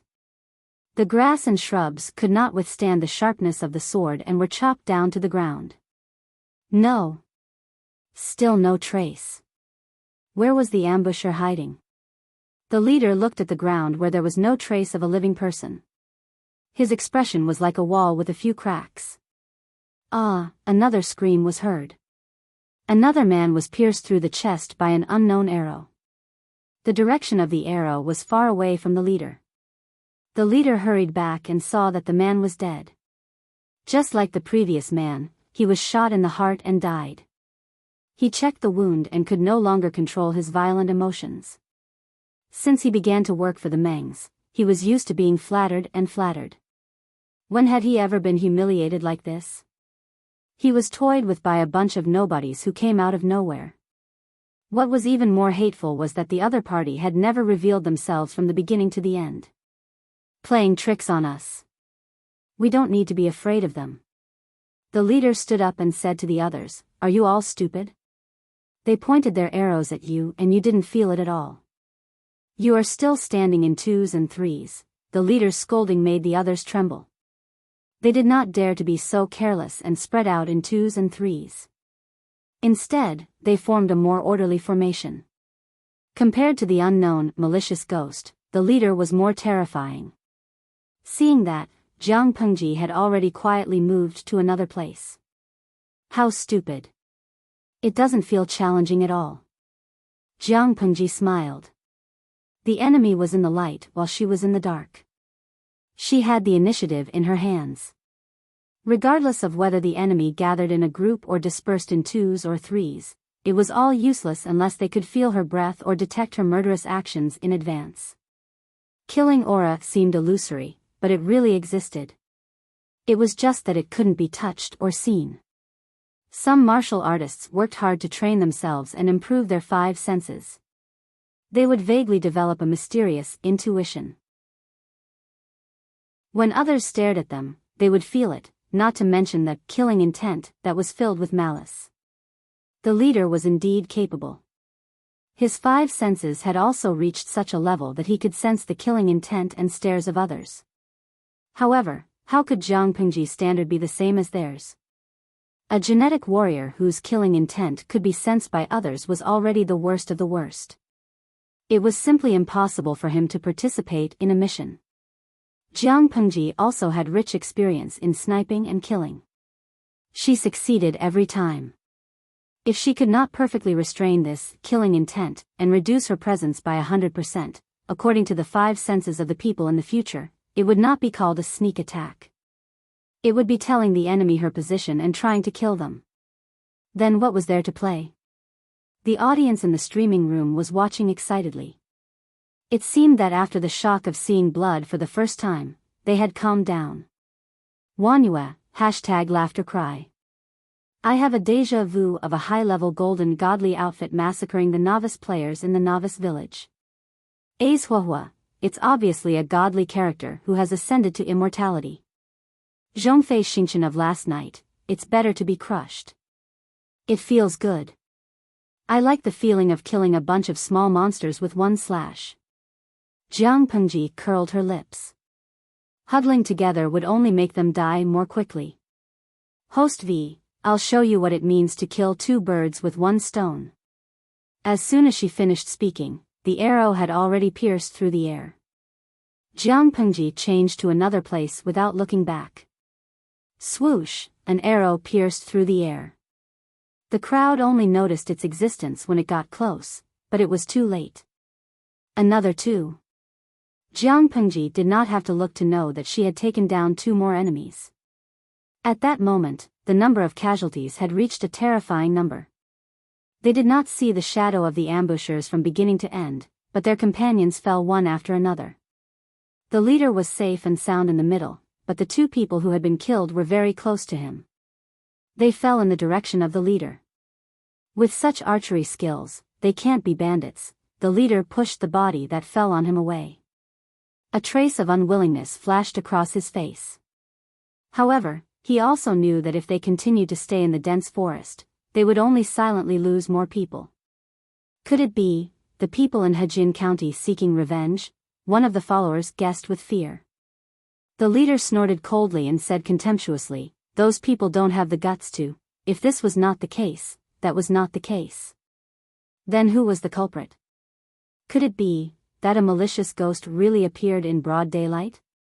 For a moment, everyone was in a state of panic. Seeing them retreat and then looking at the reserves in the quiver, Jiang Pengji's smile was somewhat evil. Since they had already set foot on the road to hell, how could they escape? It was not difficult for Jiang Pengji to shoot while moving. The only difficulty was that she had to pay attention to hiding while moving. The atmosphere became more terrifying and gloomy. The tense atmosphere and the shadow of death shrouded everyone's hearts. Dong, the head of one of the followers who fell at the back of the group, was pierced through from the temple by an arrow. He was directly nailed to a tree trunk not far away. "What are you panicking for? Retreat." The leader heard the strange sound at the back of the group. His heart suddenly sank. He knew that another life had been quietly taken. The same scene happened one after another. Jiang Pengji was like the most experienced hunter. It was as if she had thoroughly understood the dense forest. No matter how the group of people ran or panicked, she could maintain a fairly safe range. She was like an experienced cat, and those people were the mice that she chased. She destroyed their psychological defenses bit by bit. When she was done playing with them, she would kill them with one blow. The leader was about to have a nervous breakdown after being shot one after another. Even though he looked calm on the surface, he still could not hide the guilt in his heart. Yes, guilt. He couldn't sense where the arrows were coming from, and he didn't know what their target was. Chapter 195. No way. It couldn't go on like this. The only way was to leave the dense forest and go to an open area. When there was nothing to hide behind, he wanted to see how the enemy would attack. In this regard, Jiang Pengji could clearly tell the enemy that those who deserved to die would still die. It had little to do with where they died. It was not easy to escape from the dense forest. Originally, he had brought 20 followers with him, but now there were only 2 left. The closer they got to the exit of the dense forest, the more frequently Jiang Pengji shot. Seeing that they had escaped, any normal person would feel relaxed. It was also the best opportunity to attack. However, when the leader brought the remaining 2 survivors to the place where they had rested, what they saw were 4 bodies lying in a pool of blood. The leader's eyes were wide open, and his fierce look scared the 2 followers who followed him. The only survivor was the follower who had gone to fetch water and was lucky enough to survive. Why? Of the 5 people who stayed, 4 were dead, and only this one was alive? Of the 3 people who went to fetch water, 2 were dead, and only this one was alive? The anger in the leader's heart could no longer be suppressed.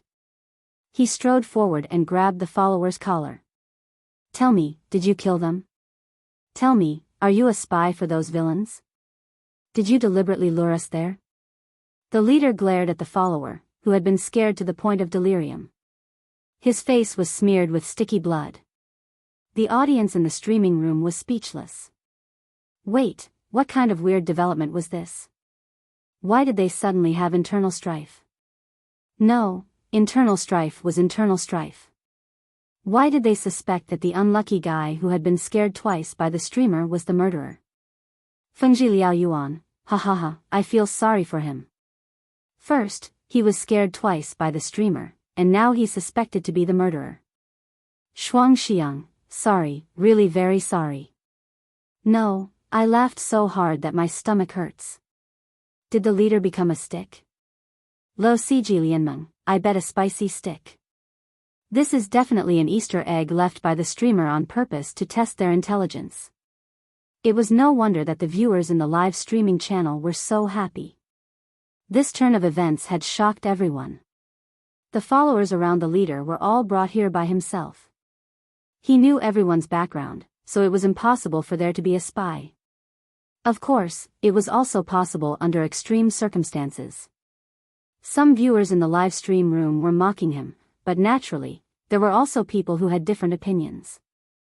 Chestnut is delicious. Am I the only one who thinks the leader's reaction is normal? After being scared by the streamer so many times, and seeing the people around him die one after another, the psychological pressure was unimaginable.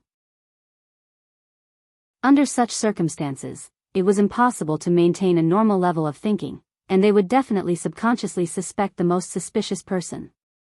Who was the most suspicious person at the moment? It must be the survivor. Putting himself in their shoes, if he was one of the members of the team, facing a completely clueless enemy, and every time the enemy attacked, one member of the team would definitely die, and no one would know if he or she would be the next target, the fear of death lingered in one's heart. The Grim Reaper's footsteps were hot on one's heels. Even a person with a strong mental defense would collapse in an instant under such a dense frequency of attacks. However, from God's perspective, the leader's judgment was indeed laughable. At this time, the audience in the live broadcast room was silent, and then they agreed to speak. Not to mention anything else, they just said that the host had too much bad taste. Jiang Pengji smiled. Her bad taste was yet to come. Tell me, did you kill them? Tell me. The leader grabbed the other's collar and roared as he questioned. At the same time, Jiang Pengji steadily raised the bow, drew an arrow, and aimed at the target. Swoosh! In the next moment, blood burst out and covered his face. His neck seemed to be strangled by an invisible hand, and it forcibly stopped him from speaking. That's bad taste. Jiang Pengji snorted coldly, and another wave of 666 flew by in the live broadcast room. My host, you're amazing. Jiang Pengji was too lazy to struggle with the last few shrimps. She raised her hand, put her finger to her lips, and whistled. The horse neighed, and the sound of hooves came from afar. A vigorous white figure galloped out of the dense forest. The other horses seemed to be summoned, and they all ran toward the white horse. The scene was chaotic. Game over.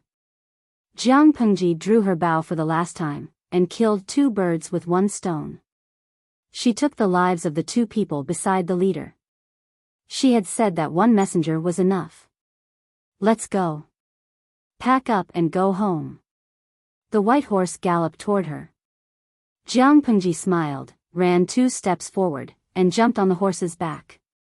The pure-blooded warhorse of the northern borderline was indeed worthy of its reputation. Only then did the leader see who had ambushed them. Just as he was about to draw his bow and shoot an arrow, the horse galloped wildly, kicking up a cloud of dust and blocking his line of sight. All he could see was the buttocks of the horse and the small figure that had already become a small dot in the distance. Humph. The leader was so angry that he threw the bow and arrow in his hand to the ground. None of the 27 followers around him survived. Who is it? That's too much. The leader spat out these words through gritted teeth, and a smell of iron spread in his mouth. The only thing he could be thankful for was that his horse had a good relationship with him, and it was not affected by the white horse. Otherwise, he would have to walk to the next station with an empty stomach. In the future, I will take revenge. Jiang Pengji did not care whether he wanted to take revenge or not. Even his life was deliberately spared. If it were not for the messenger, he would have died and gone to hell to show off his arrogance to the king of hell. Jiang Pengji hung up the bow and put the quiver back. She leisurely sat on the horse's back and let the white horse walk around as it pleased. She led a group of brothers to look for food. The horses were intimidated by the white horse's imposing manner, so they all became obedient. It seems that you are the king of horses. Jiang Pengji saw that and patted the horse's neck with a smile. The horse responded with a loud snort. Its beautiful and smooth mane swayed slightly with its movements, brushing against her wrist and making her feel a little itchy. What a proud little girl. Yes, it was a mare, but it was more hot-tempered than any stallion. It liked to kick its hooves at the slightest provocation. Jiang Pengji carefully counted the number of horses. There were exactly 27 of them. Host V, this is a big win. It seems that robbing the enemy to help me is good for my health. What do you mean by robbing the enemy to help me? Host, your worldview has fallen to the ground. Do you want to bend down and pick it up? The viewers in the streaming room said that they had lived for a long time, but they liked Jiang Pengji's carefree and unrestrained behavior. So, their worldview had been led astray by the host? Chapter 196. Jiang Pengji jumped down from the horse's back. The white horse was very understanding. It rubbed her cheek affectionately and then ran to the side to nibble on the grass. I wonder when I can eat pears. Looking at the pear trees by the banks of the Ishui River, Jiang Pengji took a deep breath. Her nose was filled with the fresh fragrance of pears.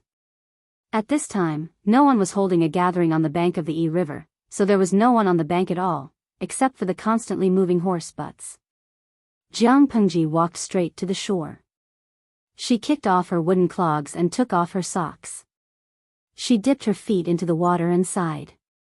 A cool feeling spread from the tip of her toes to the rest of her body. Jiang Pengji placed her hands on the stones by the river and leaned back slightly to look at the sky. Shu Shu loves lowly, I was quietly lurking, but the host's feet blew me out. Lo Siji Lianmeng, I think this is today's benefit. The foot control group is blessed. Lu Shi was, after all, a spoiled child. Whether it was riding a horse, shooting a gun, or running, his skin was always a little delicate. Now, his feet had a few red blisters, burning hot. When he touched the cold river water, he shivered in comfort. Looks like I still need to practice more. It's not good to get blisters so easily. Jiang Pengji was bored. She used the tip of her foot to stir up ripples on the surface of the water. When the blisters were no longer so hot and uncomfortable, she prepared to go ashore. However, before she could pull her feet out of the water, she found a tall young man in a lake blue scholarly robe standing not far away. He looked to be about 18 or 19 years old, with skin as delicate as flawless porcelain, bright eyes, red lips, and white teeth. His thin, moderately thick lips were curved. This was a face that easily gave people a good impression. It seemed that he was smiling at everyone. However, at this moment, the young man pursed his lips tightly with a hint of anger. The bunch of people in the live streaming room who were obsessed with look started to shout again, and all kinds of flattering comments flooded the bullet screen. Durian-flavored milk, I can't take it anymore, I can't take it anymore. What a beautiful young man. Ah. Although I know that ancient times were very cruel and dangerous, the moment I saw this young man, all those hardships go to hell. Kojiao Chi fan, I'm not convinced. Why were the ancient people so good-looking? Didn't they all say that they were ugly? Host Jingjing Shanghua, although the host is my true love, the moment I saw the young man, I wanted to climb the wall. Such bullet screens almost blocked Jiang Pengji's vision. In the end, she had no choice but to block some of them. Jiang Pengji looked around and confirmed that there was no one else but her. Did that mean that the young man was angry at her? The young man's porcelain-like face showed a little anger. He looked at her accusingly, as if she had done something infuriating. No. What else had she done other than soaking her feet and raising more than 20 horses? Could it be that those free-range horses went to take advantage of him? Just as he was puzzled, a bullet screen in the live broadcast room inspired him. Aizhuahua, haha, by the way, is that handsome young man drinking water downstream? It seemed that he was quite angry. Jiang Pengji was speechless.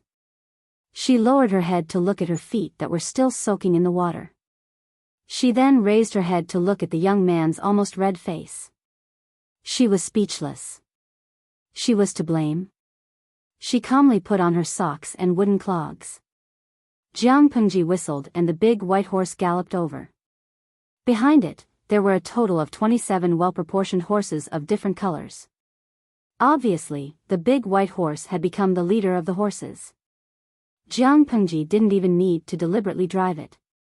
Jiang Pengji murmured, "Nowadays, horses are becoming intelligent." She sat on the horse and glanced at the young man who was still standing in the same place. She moved the reins and signaled the big white horse to go over. Jiang Pengji sat on the horse and bowed to the young man. "May I know your name?" The young man was very tall, but he was still a head shorter than the big white horse. When the big white horse lowered its head and snorted at him, the young man hurriedly stepped back with a bit of panic on his face.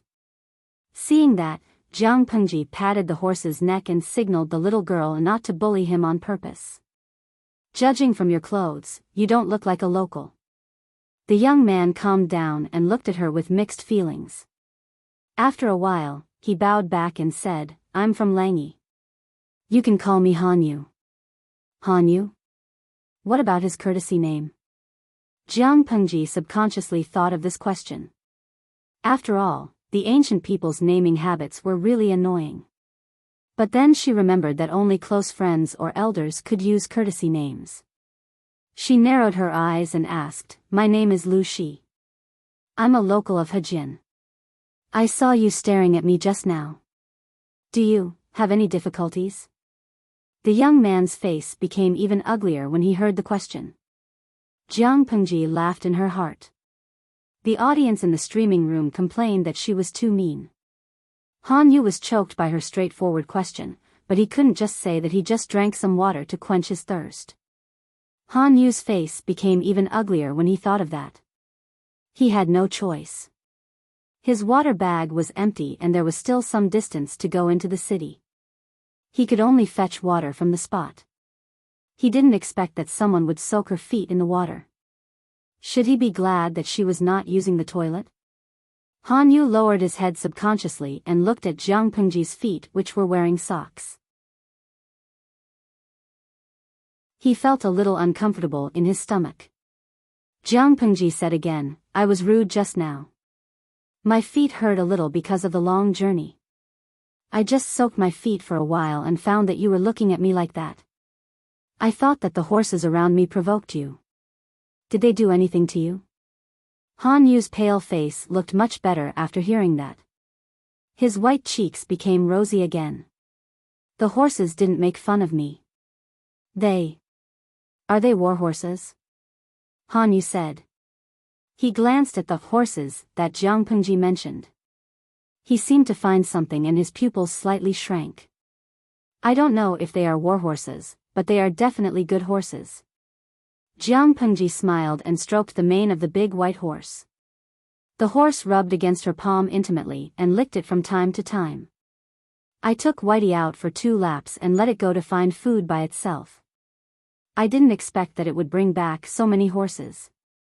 I was also very surprised." Han Yu was very surprised. He looked at the big white horse with sparkling eyes and said, "This horse has a well-proportioned body and strong hooves. Its eyes are full of intelligence and it has a ferociousness that normal horses don't have. Is this a good horse from the northern borderline?" "It should be. My father specially sent it to me. It is said that it is a good horse that was carefully selected from the royal horse farm in the northern borderline." Jiang Pengji said, "I don't know much about horses, but Whitey is full of intelligence. It seems that it can understand what I said. In the whole family, I am the only one who is close to it." Jiang Pengji's words were really shameless. Chapter 197. Compared to the white horse, Han Yu was more concerned about the other 27 horses. They were from the Meng's horse farm. Horses of such quality were usually provided to the Meng's army. Outsiders couldn't buy them.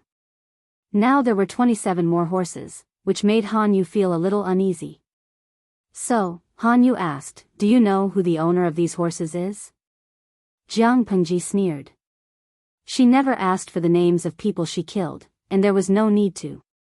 They were all dead anyway. But she said, "I don't know." "Do you know?" Han Yu said with certainty, "This is a fine horse from the stable of the Mengs in Sangzhou. Only those with a high status in the Meng's army are qualified to own such a fine horse." "Lu Langjun is in trouble," Jiang Pengji said carelessly. "Why?" "It's just a few animals carrying people. How can they kill people?" Han Yu didn't know whether to laugh or cry. He suddenly put on a serious face and said, "Not only will they kill people, but they will also implicate the whole family." "Is it that serious?" Han Yu saw that she didn't believe him, so he explained the stakes to her very seriously. "Don't doubt me, Lu Langjun. There was a tragedy in Meng County in Sangzhou.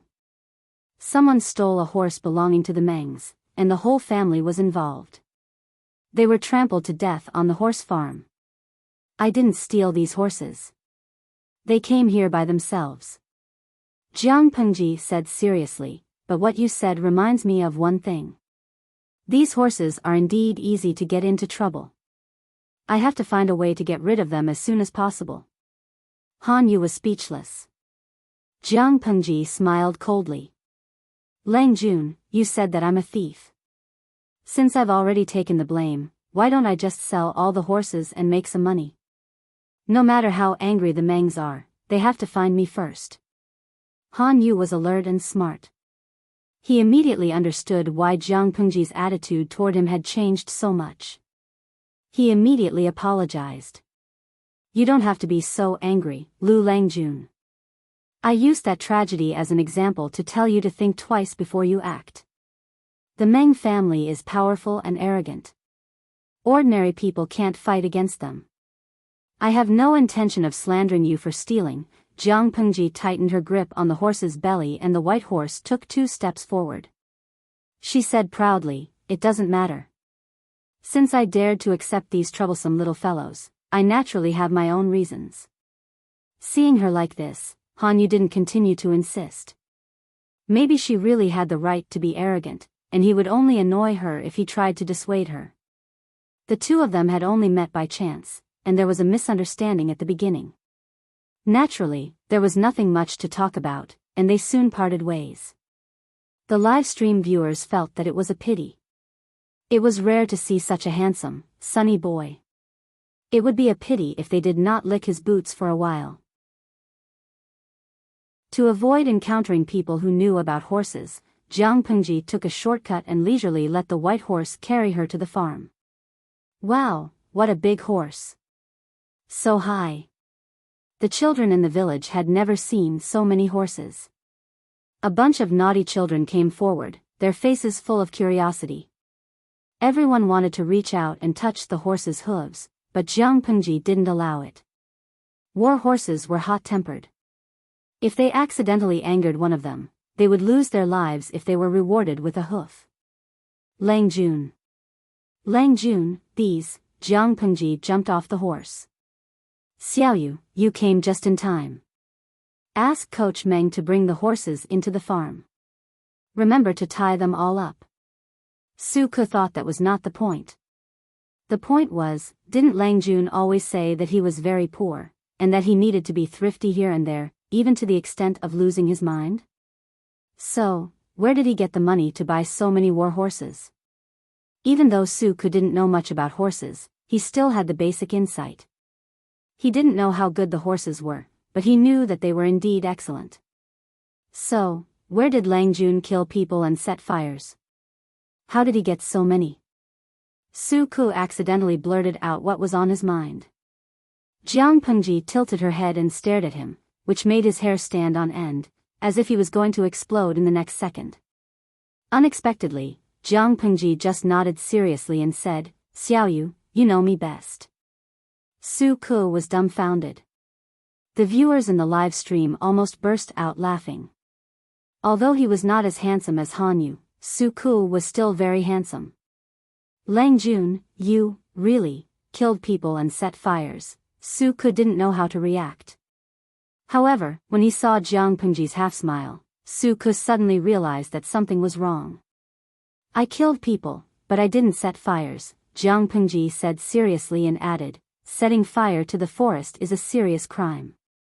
In Jiang Pengji's era, wood resources were scarce. Only the rich and the aristocratic families could afford pure wood furniture. In order to protect the decreasing forest resources, the relevant regulations were introduced. Setting fire to the forest was a serious crime, and it could lead to death. Su Ku heard that and felt slightly relieved. No, he didn't set fire, so he couldn't kill people. At that moment, he carefully counted the number of horses. Minus the one that belonged to his Lang Jun, there were 27 left. 27? Thinking about the number and the killing that his Lang Jun said, he seemed to understand something. Anyway, I took them from the Mengs. It doesn't cost me anything. Jiang Pengji raised her hand and patted Su Ku's shoulder.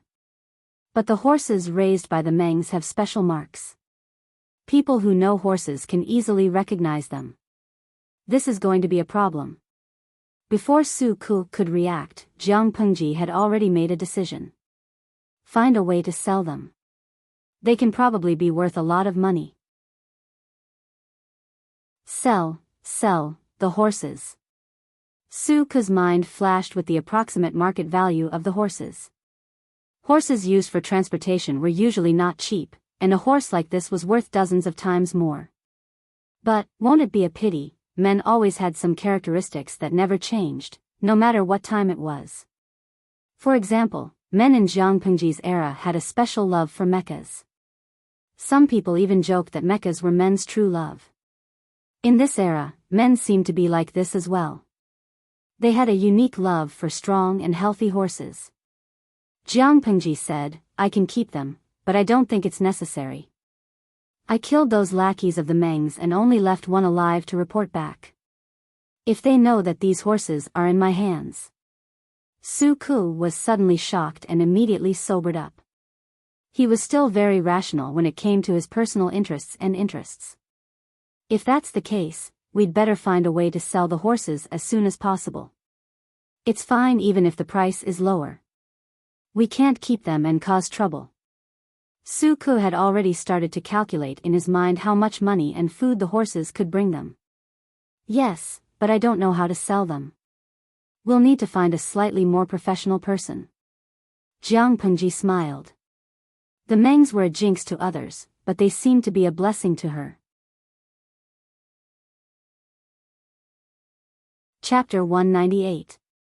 According to Jiang Pengji, it would be better to sell the warhorses so that the Mengs wouldn't trace them back to her. Su Ku even started to make a budget, but Meng Han put forward a different opinion after he heard about it. I don't agree with your decision. The loss is too great. Meng Han licked his dry lips and looked at the plump and strong warhorses with a burning gaze. For a general, a horse that they liked was like a second companion.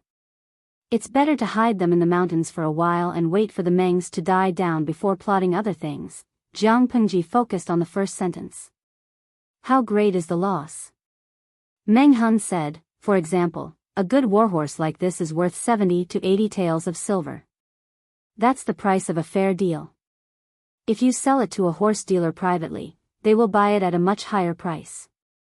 Usually, they will reduce the price by 40 to 50%, that much? Jiang Pengji asked. That's at least a horse dealer with a conscience. If they bully someone who doesn't know the trade, they will be even worse. Warhorses are different. If they have internal injuries, they will be worthless. That's why they are more expensive. But if they are sold privately, the price will be reduced even more. Meng Han sighed and raised his hand to stroke the mane of a maroon warhorse. The horse was strong and the muscles under his palm were tight and full of strength. It was fascinating. Su Ku was in a dilemma. It would be a loss if he sold them, but it was too risky to keep them. Even if they were hidden deep in the mountains, they would still be found. Jiang Pengji looked down and thought for a while. I'll listen to you this time. Anyway, we got them out of nowhere. No matter how we deal with them, it won't be a loss. We will need to train riding and shooting in the future. With them, at least we don't have to buy extra horses. It will save us a lot of money. Su Ku asked, but if that's the case, and someone finds their tracks and suspects, Jiang Pengji reacted quickly. When she agreed to Meng Hun's suggestion, she already had a solution in mind. It's not difficult. I originally wanted to move the troops training from the farm to the mountains, Jiang Pengji said. Jiang Pengji said, but not now. Find a way to hide these horses. It doesn't matter if they are exposed. The Mengs can't do anything to me, Jiang Pengji smiled innocently as she spoke. After all, I'm just a powerless aristocrat. How could I have ambushed 28 of them, killed 27 of them, and left one alive? Isn't it more believable to say that Meng Hun did it? Su Ku almost couldn't hold back the smile on his face. Before Meng Hun joined the team, you could trick him, but now that he was a friend, you still want to trick him like this? Do you have any shame? What was eye-opening was that Meng Hun actually felt that it made sense. That's true. Ordinary people would definitely think so. Although the young Lang Jun is skilled in martial arts, how could he be compared to the followers of the Meng family? These horses are in your hands. You can say that you bought them from a horse dealer in the black market. What can the Meng family do to you if they want to settle accounts with you? Meng Hun gave a simple and honest smile. If an ordinary person told the Meng family this, he or she would definitely be in trouble. But Jiang Pengji had someone to rely on. It was just 20 horses. The Meng family didn't lack them. What they lacked was an excuse. What they lacked was face. Jiang Pengji's reason was reasonable. Would the Meng family dare to go against the Lu family for 20 horses? If that's the case, these horses can be kept in the mountains. But they are hot-tempered. It's better to find someone who has experience in raising horses, so that they won't get hurt. Jiang Pengji made the final decision. Meng Hun's smile deepened. 27 horses. No matter what, he could at least get one, right? The maroon horse next to him was not bad. Both its appearance and temperament were to his liking. Su Ku saw that and secretly put his hand on his forehead. He had a headache. His Lang Jun killed and robbed people without saying a word. Even though it was the Meng family that was robbed and killed, his Lang Jun was born in a noble family. The Lu family didn't lack anything. Why? Why did his Lang Jun become such a gangster? Meng Hun next to him was the same. He was fine before, but now he seemed to be affected by his Lang Jun. No. How long had it been since they hooked up? The speed of their influence was too fast. Su Ku looked like he had nothing left to live for. He watched Meng Hun call people to take the horses away.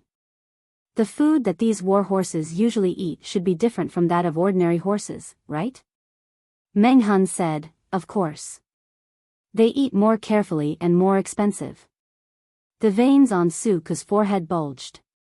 Those horses were all masters who needed to be served. Alas, I hope the books will be sent to the Mengs soon. Otherwise, Lang Jun won't be able to keep them. Su Ku was in charge of the accounts. He knew the financial situation best. They still needed the support of the Lus. The entire troop, including 40 to 50 mouths and 27 horses, was counting on the Mengs. Meng Hun was speechless. One was marked by the company, one kept. Maybe Meng Hun was not the only one who had changed. Su Ku had also become more shameless. Their family's Lang Jun was really poisonous. Feng Huayu, you made me look for you so hard. Feng Jin planned to find Jiang Pengji that day. He didn't expect to hear a familiar voice as soon as he got into the carriage. He opened the curtain. Hey, it was an acquaintance. Wenbin. Feng Jin got out of the carriage. The joy of meeting an old friend flashed across his young face. Why are you here? They greeted each other, and Feng Jin welcomed the good-looking young man in a lake blue scholar's robe into the door. I was preparing for the assessment.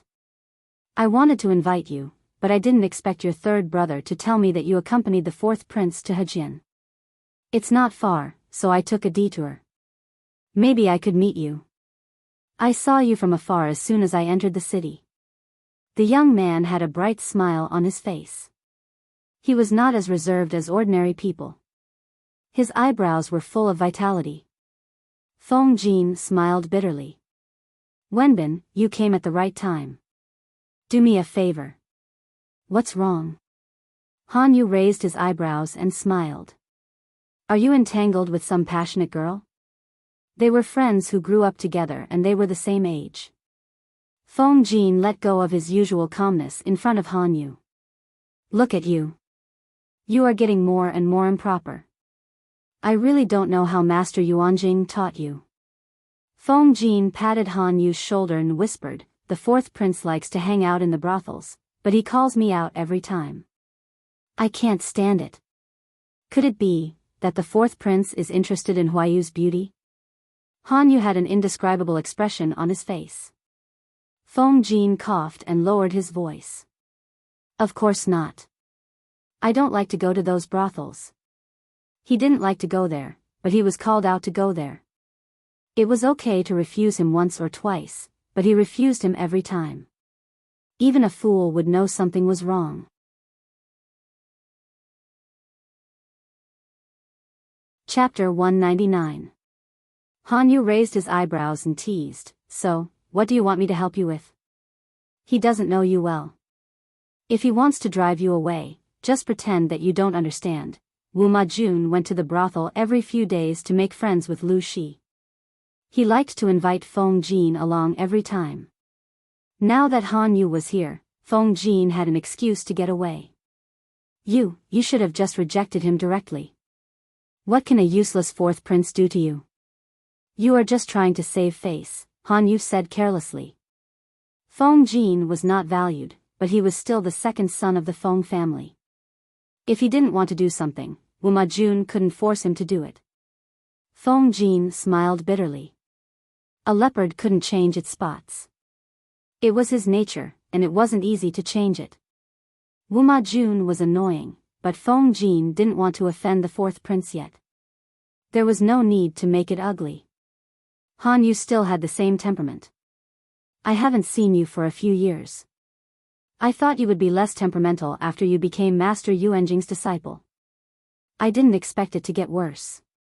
Your temperament is quite similar to the good friend I've made recently. Perhaps the two of you will get along well. Han Yu raised his eyebrows and said with interest, there are not many people who can be praised by you, Feng Huayu. Not to mention that his temperament was similar to his. She is a wonderful person. Feng Jin thought of Jiang Pengji, and the smile on his face became wider. Han Yu was quite surprised. Tsk. Could it be that the good friend Huayu is talking about is actually a beautiful lady? Is she your confidant? I think you asked me to help you get rid of the fourth prince so that you could have some time to meet your confidant. His smile was so sweet that Han Yu felt like he was going to be blinded. Feng Jin's smile became more and more helpless after hearing what Han Yu said. Although his good friend was indeed a woman, she was not a confidant. He didn't know what Han Yu was thinking about. Of course it's not a wife, and it's not a close female friend. It's a good friend. Wenbin can't slander Feng Jin's style just because of his experience. I originally wanted to introduce the two of you to each other, but now that I see that you have a big mouth, I think it's better to forget about it. Feng Jin and Han Yu were good friends who grew up together. They were as close as brothers and would occasionally make some harmless jokes. Hey, don't. He must be a rare young talent to be praised by Huayu. I want to get to know him. Only then did Feng Jin let go of Han Yu. If Wenbin had come a little later, I'm afraid I would have gone to find Lanting. Han Yu couldn't help but be interested in the Lanting that Feng Jin had mentioned. He wanted to see what kind of talent Lanting had. As a student of Master Yuanjing, Han Yu had seen too many young talents who claimed to be gifted by the heavens. One or two of them tried to be Master Yuanjing's disciples, but what was the result? It was either an exaggeration or an unworthy name. There were only a few people who could catch Han Yu's eye. Han Yu said, "It's not too late to visit now." Feng Jin hesitated for a moment before nodding. All right. Because of the addition of Han Yu, Feng Jin specially wrote a visiting card. Otherwise, it would be too rude to bring someone he didn't know directly to his door. Unfortunately, the concierge told Feng Jin that his Lang Jun had been away for some time. Did Lanting say when he would come back? Feng Jin asked in a good temper. The gatekeeper thought for a moment and said, Lang Jun only said that he would come back before the city gate is locked. Before the city gate is locked? Looking up at the sky, it was obvious that he couldn't wait any longer. If that's the case, I'll have to trouble you to tell Lanting that I've been here. The gatekeeper said respectfully, it's no trouble at all. Lang Jun is my Lang Jun's good friend. This is what I should do. Feng Jin had no choice but to return to the carriage. Han Yu was playing with the jade tassel hanging from his waist with his fingers. Are you not at home? Feng Jin nodded. He thought for a moment and said, since you are here, why don't you go to Yaoji? Yaoji? Another strange name. It seemed that Huayu had made a lot of good friends while he was away from Shangjing. Feng Jin saw the confusion in his eyes and explained, Yaoji is my good friend. Her name is Lu Heng and she is also Lanting's cousin. Han Yu said bluntly, since I have nothing to do, I might as well go there. Feng Jin shook his head with a bitter smile at Han Yu's attitude. With Wenbin's temperament, if he encountered any setbacks in the future, he would suffer a lot. Jiang Pengji didn't come back until an hour before the city gate was locked. She rode a tall horse and slowly returned to the Lu's house. As soon as she came back, she heard from the gatekeeper that Feng Jin had come to see her. Huayu? Jiang Pengji asked, did he leave any other message? The gatekeeper thought for a moment and shook his head. Lang Jun only asked me to tell you that he had been here. He didn't say anything else. Oh, I see. Jiang Pengji felt relieved. It seemed that it was a normal visit and he didn't encounter any difficulties. But the gatekeeper hesitated. What? The gatekeeper stammered, the one who often goes with Feng Lang Jun has come to see you again. Jiang Pengji tried not to think too much.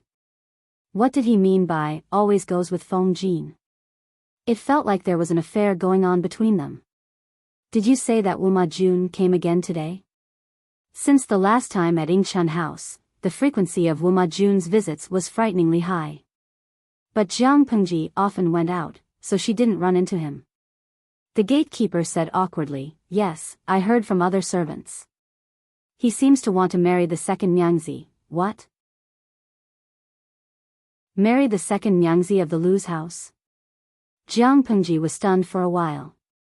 Then she remembered that there was a sister who had never shown her face in the Lu's house.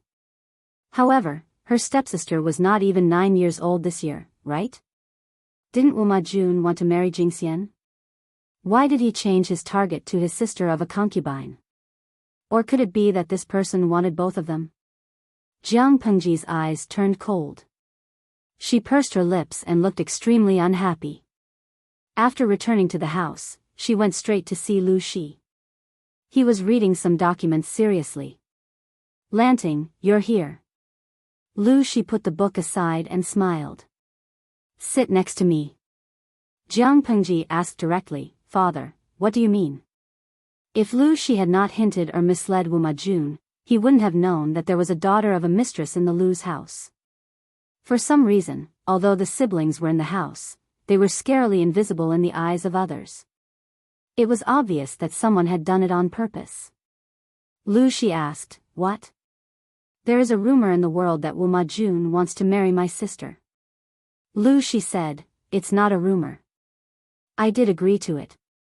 Jiang Pengji. Lanting, I swore in front of your mother's grave, Lu Shi said. I won't let those who hurt her and this family live a good life. But my sister, Lu Shi said meaningfully, I only have your mother in my life. Jiang Pengji suddenly understood. The children in the house were not Lu Shi's biological children. If that was the case, she couldn't help but look at Lu Shi's head. Chapter 200. Father, you mean? My sister, Jiang Pengji withdrew her gaze. She did not want to be too obvious and hurt his dignity as a man. It's just a grudge between the previous generation. I'll tell you in detail when everything is settled. Lu Shi caressed her hair and said gently, you don't have to listen to the intrigues in the backyard. You don't want to dirty your ears and change your temperament. Did you agree to marry my sister to Wu Majun to avenge my mother? Jiang Pengji asked. At the same time, she was deep in thought. If that was the case, there must be something special about this stepsister's identity. Yes, it's a very important part. Lu Shi's lips curled into a sinister smile. It was as if there was a cold lake deep in his eyes. I wanted to wait a few more years, but Wu Majun came to me on his own. He must have some ulterior motive. I'd like to see his expression when he finds out the truth. It'll be interesting. She killed Min for her own ambition. She should pay the price. She asked, who killed my mother? Lu Shi did not answer her. He sighed and said, I told you. It's a grudge between the previous generation. I don't want you to be involved. I know where your ambition lies. The world is vast, and that is your goal. I, your father, will settle the score for your mother. But, Jiang Pengji felt that things were not that simple. Lu Shi was hiding an important truth. If you want to do something for your mother, then promise me. As Lu Shi spoke, he leaned forward and whispered in her ear word by word. It was as if he was making a solemn vow. Don't let anyone get their hands on the throne of the world. You can only win. You can't lose. Jiang Pengji's heart skipped a beat. Even though Lu Shi had learned some things from Master Liaochen, it was the first time he told her that she had to win. She asked in a low voice, will the person who killed my mother fight with me? Lu Shi couldn't give a very clear answer to this question because he didn't know the details. The only thing he could say was, I don't know, but if you want to be the ruler of the world, it won't be wrong. Who cares if she will fight with you? She won't be able to beat you. Just remember today's conversation in your heart. Even if you are talking in your sleep at night, you must not leak even half a word. You must not leak anything.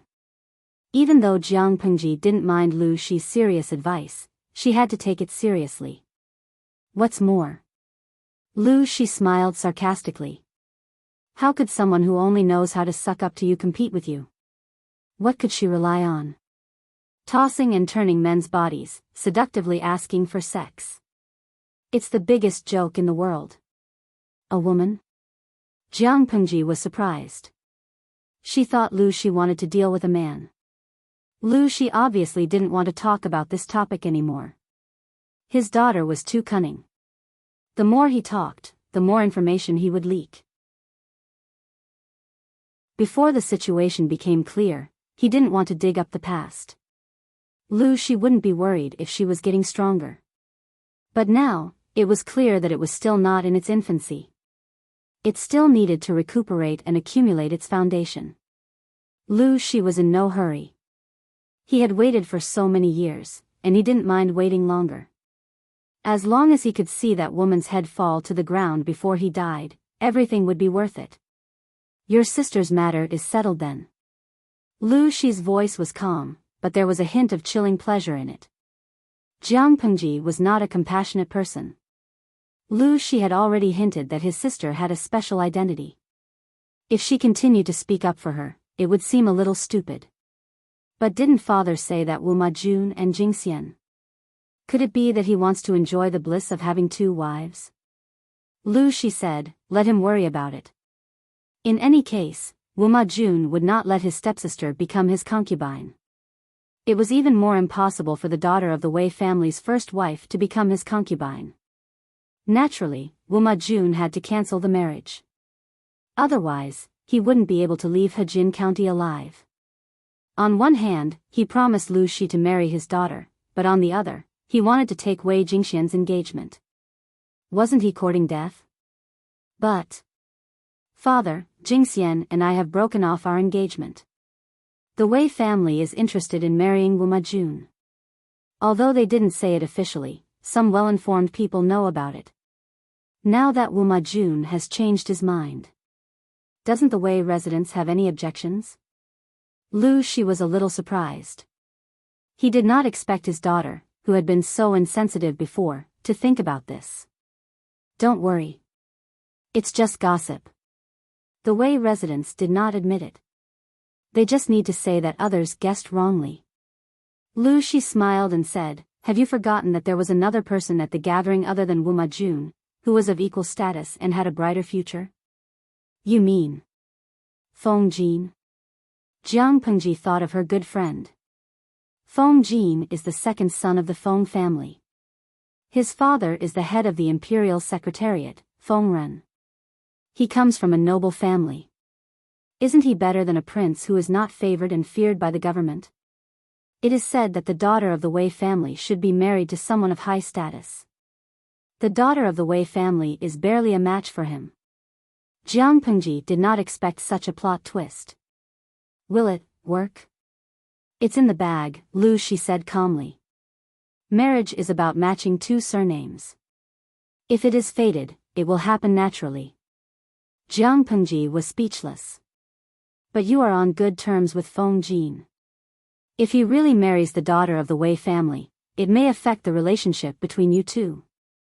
No matter how they broke off the engagement, Wei Jingxian would always be labeled as Lu Shi's ex-fiancé.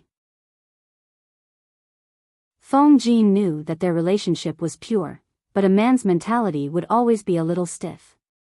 Especially when Feng Jin and Lu Shi had more contact in the future.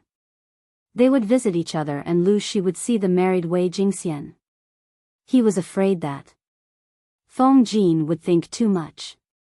Jiang Pengji only wanted to touch her forehead and say, "How overthinking." This was not the era where everyone was gay. Seeing two people of the same sex getting along well, one could speculate that they were in an impure relationship. Lu Shi did not know that Feng Jin had long known that Jiang Pengji was a girl. Anyone who married Wei Jingxian would feel disgusted, but Feng Jin would not. Jiang Pengji said with certainty, "That won't happen. Huaiyu is not an ordinary man." She was not worried that Feng Jin would feel disgusted, but she was worried that Wei Jingxian would. If the two of them were fated to be husband and wife, she would have to keep a distance from Feng Jin. She could not cause a family conflict, could she? But for now, she did not have to worry too much. Nothing was set in stone yet. Lu Shi praised, "Feng Huaiyu is indeed not simple." It was a pity that the son of the Feng family was destined to not be on the same path as his daughter.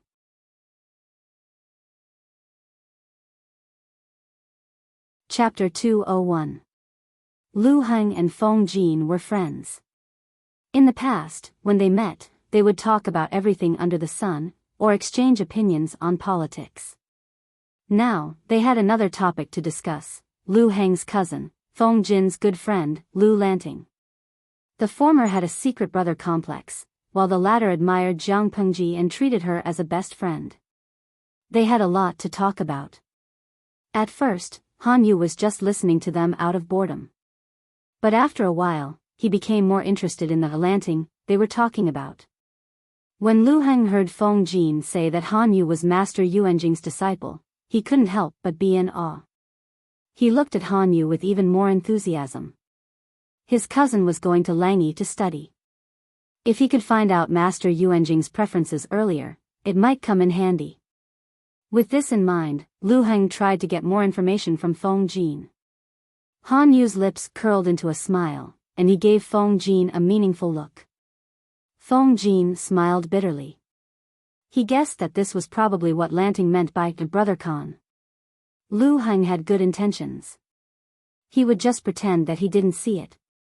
I can understand that Yaoji loves her brother. It's just that teacher has already taken in his full number of disciples. I'm afraid he won't be taking in any more. Han Yu shook his head regretfully and said, but Langyi Academy still welcomes you. If you go to Langyi in the future, you can be my classmate. This time, Feng Jin, who was watching from the side, was surprised. Already full? Master Yuanjing has found the fourth person he has been looking for? This time, it was Lu Heng's turn to be confused. Why couldn't he understand what these two were saying? Feng Jin could not help but sigh when he saw that she was still puzzled. Yaoji, there's something you don't know.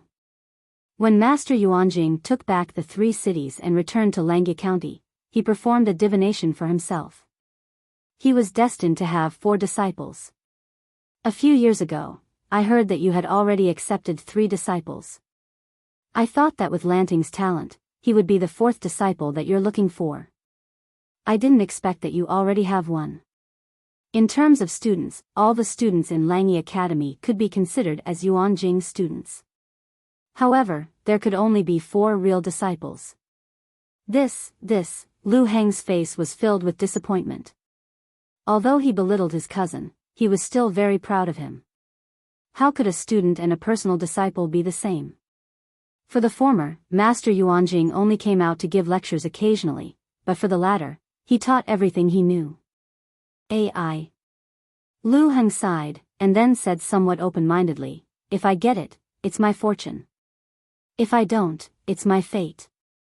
However, I heard from Huaiyu that Master Yuanjing was painstakingly looking for his 4th disciple. This is really puzzling. He emphasized the word diligently.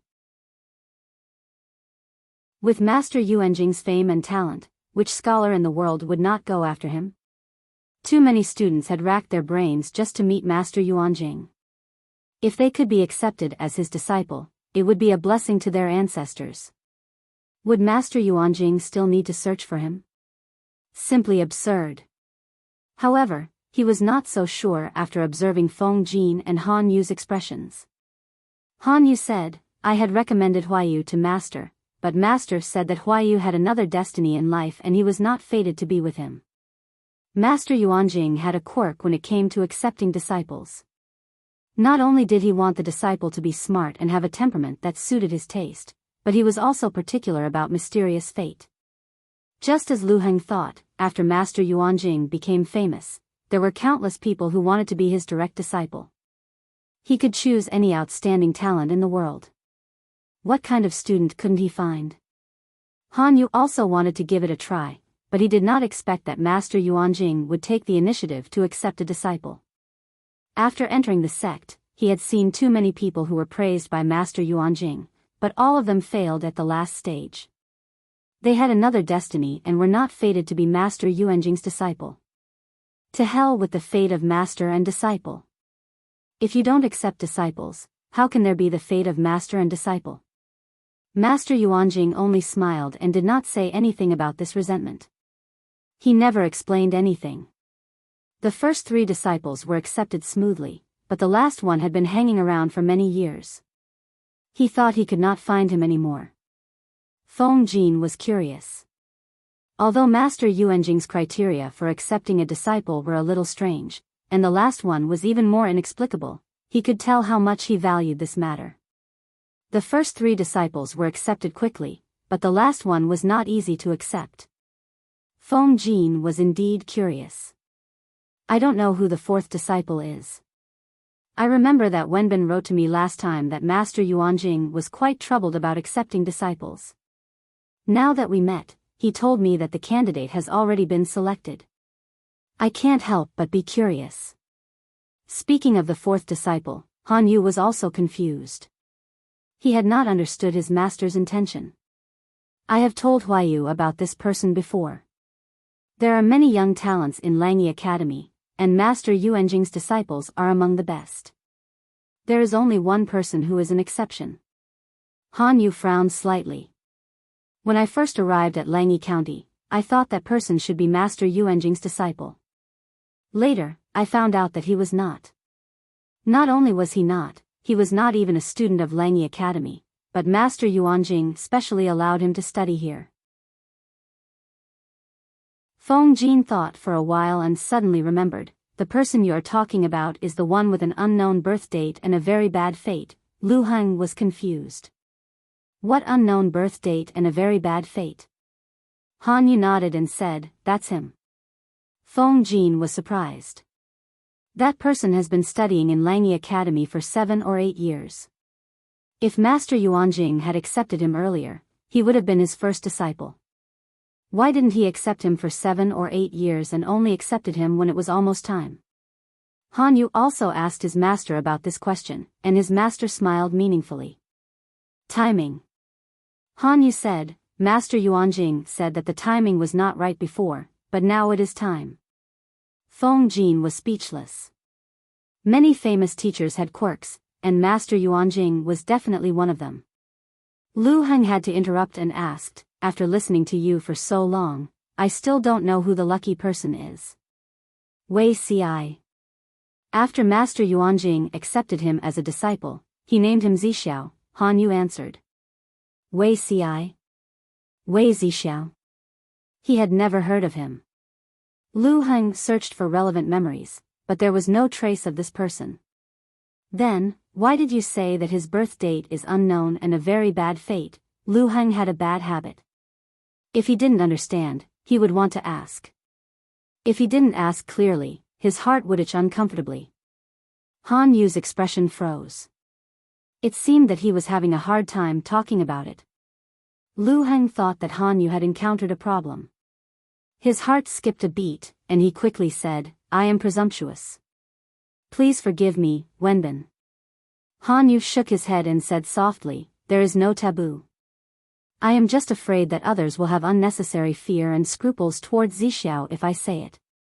The people of the world are ignorant and fear ghosts and gods. Just a small date of birth can create so many tricks, it is really a pity for Zixiao. If it weren't for Wei Ci's good luck, he might have been strangled to death by his family and thrown into the wilderness when he was born.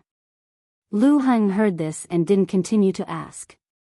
If he had asked, Han Yu might have told him, but it was not a gentleman's behavior to join in the fun.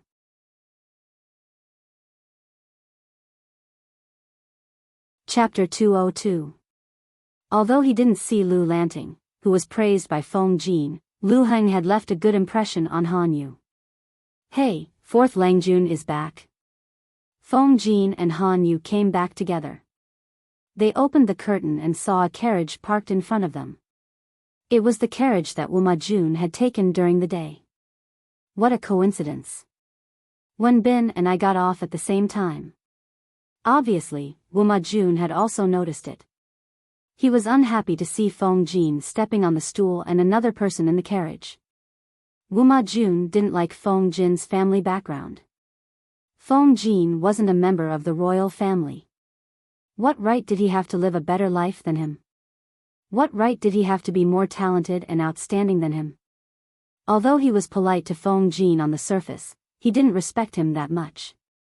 However, when Han Yu stepped on the stool and came out of the carriage, Wu Majun's unhappiness disappeared instantly. He put on a faint smile, as if his previous carelessness and disgust didn't exist. Unfortunately, neither Feng Jin nor Han Yu were easy to deal with. To put it bluntly, among the three of them, except for Wu Majun, whose acting skills were a bit bad, the other two were going to be best actors in the future. Before Wu Majun could say anything, Feng Jin introduced Han Yu after greeting him. This is my good friend. His surname is Han, and his name is Yu. He is Master Yuanjing's disciple. Feng Jin emphasized the words, Master Yuanjing's disciple, hinting that Wu Majun shouldn't be so embarrassed that he couldn't move when he saw a beauty. Fortunately, Wu Majun wasn't hopeless. He immediately withdrew his eager eyes and adopted a reserved plan. Taking a step back in order to advance, he could first establish a good relationship with them. Yes, in this era of masculinity, men might not be completely safe. Han Yu saw the eagerness in Wu Majun's eyes. He felt a chill in his heart. The hair on his arms stood up and he got goosebumps. He suddenly regretted agreeing to Feng Jin's request. Wuma Jun obviously didn't care about men and women. He didn't want to get himself involved. Thinking of this, Han Yu came up with a plan in his mind. He slowly revealed a sneer. However, in Wuma Jun's eyes, it was a stunning beauty who was satisfied with him. He had to admit that it was a big misunderstanding. It made Han Yu feel nauseous. Wuma Jun didn't like Feng Jin, but he didn't like Feng Jin being out of his control either, so he asked about his schedule. Feng Jin smiled faintly. He dealt with it flawlessly, and Wuma Jun could not find any mistakes. Fourth Langjun, have you made any progress in visiting the Lu residence today? How could Feng Jin not see that the other party was trying his best to hide it? If it wasn't for the fact that he still had some brains, he would have already flown into the sky. He must have encountered something good. Wuma Jun had already determined that Feng Jin had the intention of relying on him, so he did not hide anything from him. He revealed that Lu Shi had already relented and intended to betroth his daughter to him. Although she was only a concubine's daughter, she had a good father, money, and food. At the thought of Hu County, Wuma Jun's heart began to beat faster. It was as if he could already see Lu Shi helping him ascend the throne. When Feng Jin heard that, he almost dropped the cup in his hand and spilled some tea. Wuma Jun and Han Yu were quite surprised. It was normal for others to lose their composure, but how could Feng Jin lose his composure? Unbelievable. Han Yu smiled and closed his eyes to hide the surging speculation in his eyes. Could it be that the Lu family's daughter and Feng Jin had some unspeakable feelings for each other? Otherwise, according to Feng Jin's self-restraint, it was impossible for him to lose his composure so obviously. Wuma Jun did not think of that, and Feng Jin, the person involved, felt even more wronged. He just did not react for a moment and thought that Lu Shi had agreed to marry Lu Shi. Thinking about it, Jiang Pengji, who was such an unbearable person, married Wuma Jun like a daughter. He did not even dare to think about it. The scene was too beautiful.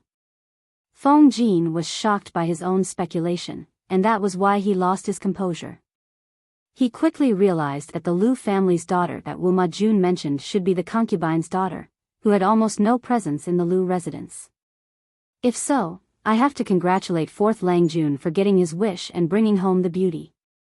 Feng Jin smiled frankly. There was no trace of hidden displeasure on his face, which made Han Yu, who was secretly observing him, confused again. However, I heard that the Lu family's daughter is not even 9 years old yet.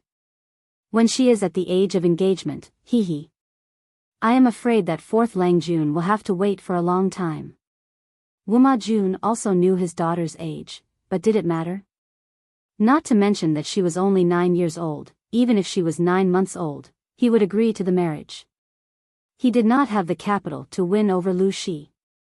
That old fox was too cunning. He had tried to fool him for a few days, but he had been fooled by him. If he became Lu Shi's son-in-law, they would be in a natural alliance. Even if Lu Shi did not support him, he would not support anyone else. Moreover, she was Lu Shi's only daughter, so there was no reason for Lu Shi to not care about her. Ordinary princes did not have to lower themselves like Wuma Jun did. However, who asked him to be in an awkward position? If he did not find a way to fight for it, he would not be able to make a comeback for the rest of his life. It doesn't matter. I will just marry her and respect her. Yes, it didn't matter to Wuma Jun. He wanted to marry the daughter of Lu Shi, not that person.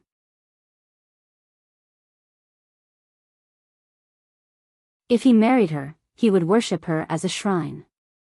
He could not stop him from being a playboy, not to mention that she was not married yet. Seeing his attitude, Feng Jin sneered in his heart. He thought that Jiang Pengji had seen through Wuma Jun's nature. Who would feel at ease if their daughter married to him? He had just reached an agreement with Lu Shi to be his son-in-law, and now he was coveting Wen Bin's beauty. What a scumbag. Wuma Jun wanted to talk to Han Yu through the night, but Han Yu's IQ and literature were much higher than his. There was nothing to talk about. I am surprised.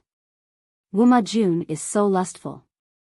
Why have I not seen him do anything to you after so many days of following him?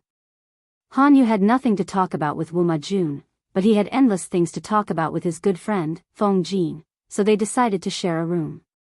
Feng Jin said helplessly, "My beauty is like a jade pearl on a plate. How can I compete with Wen Bin's beauty?" Han Yu was speechless.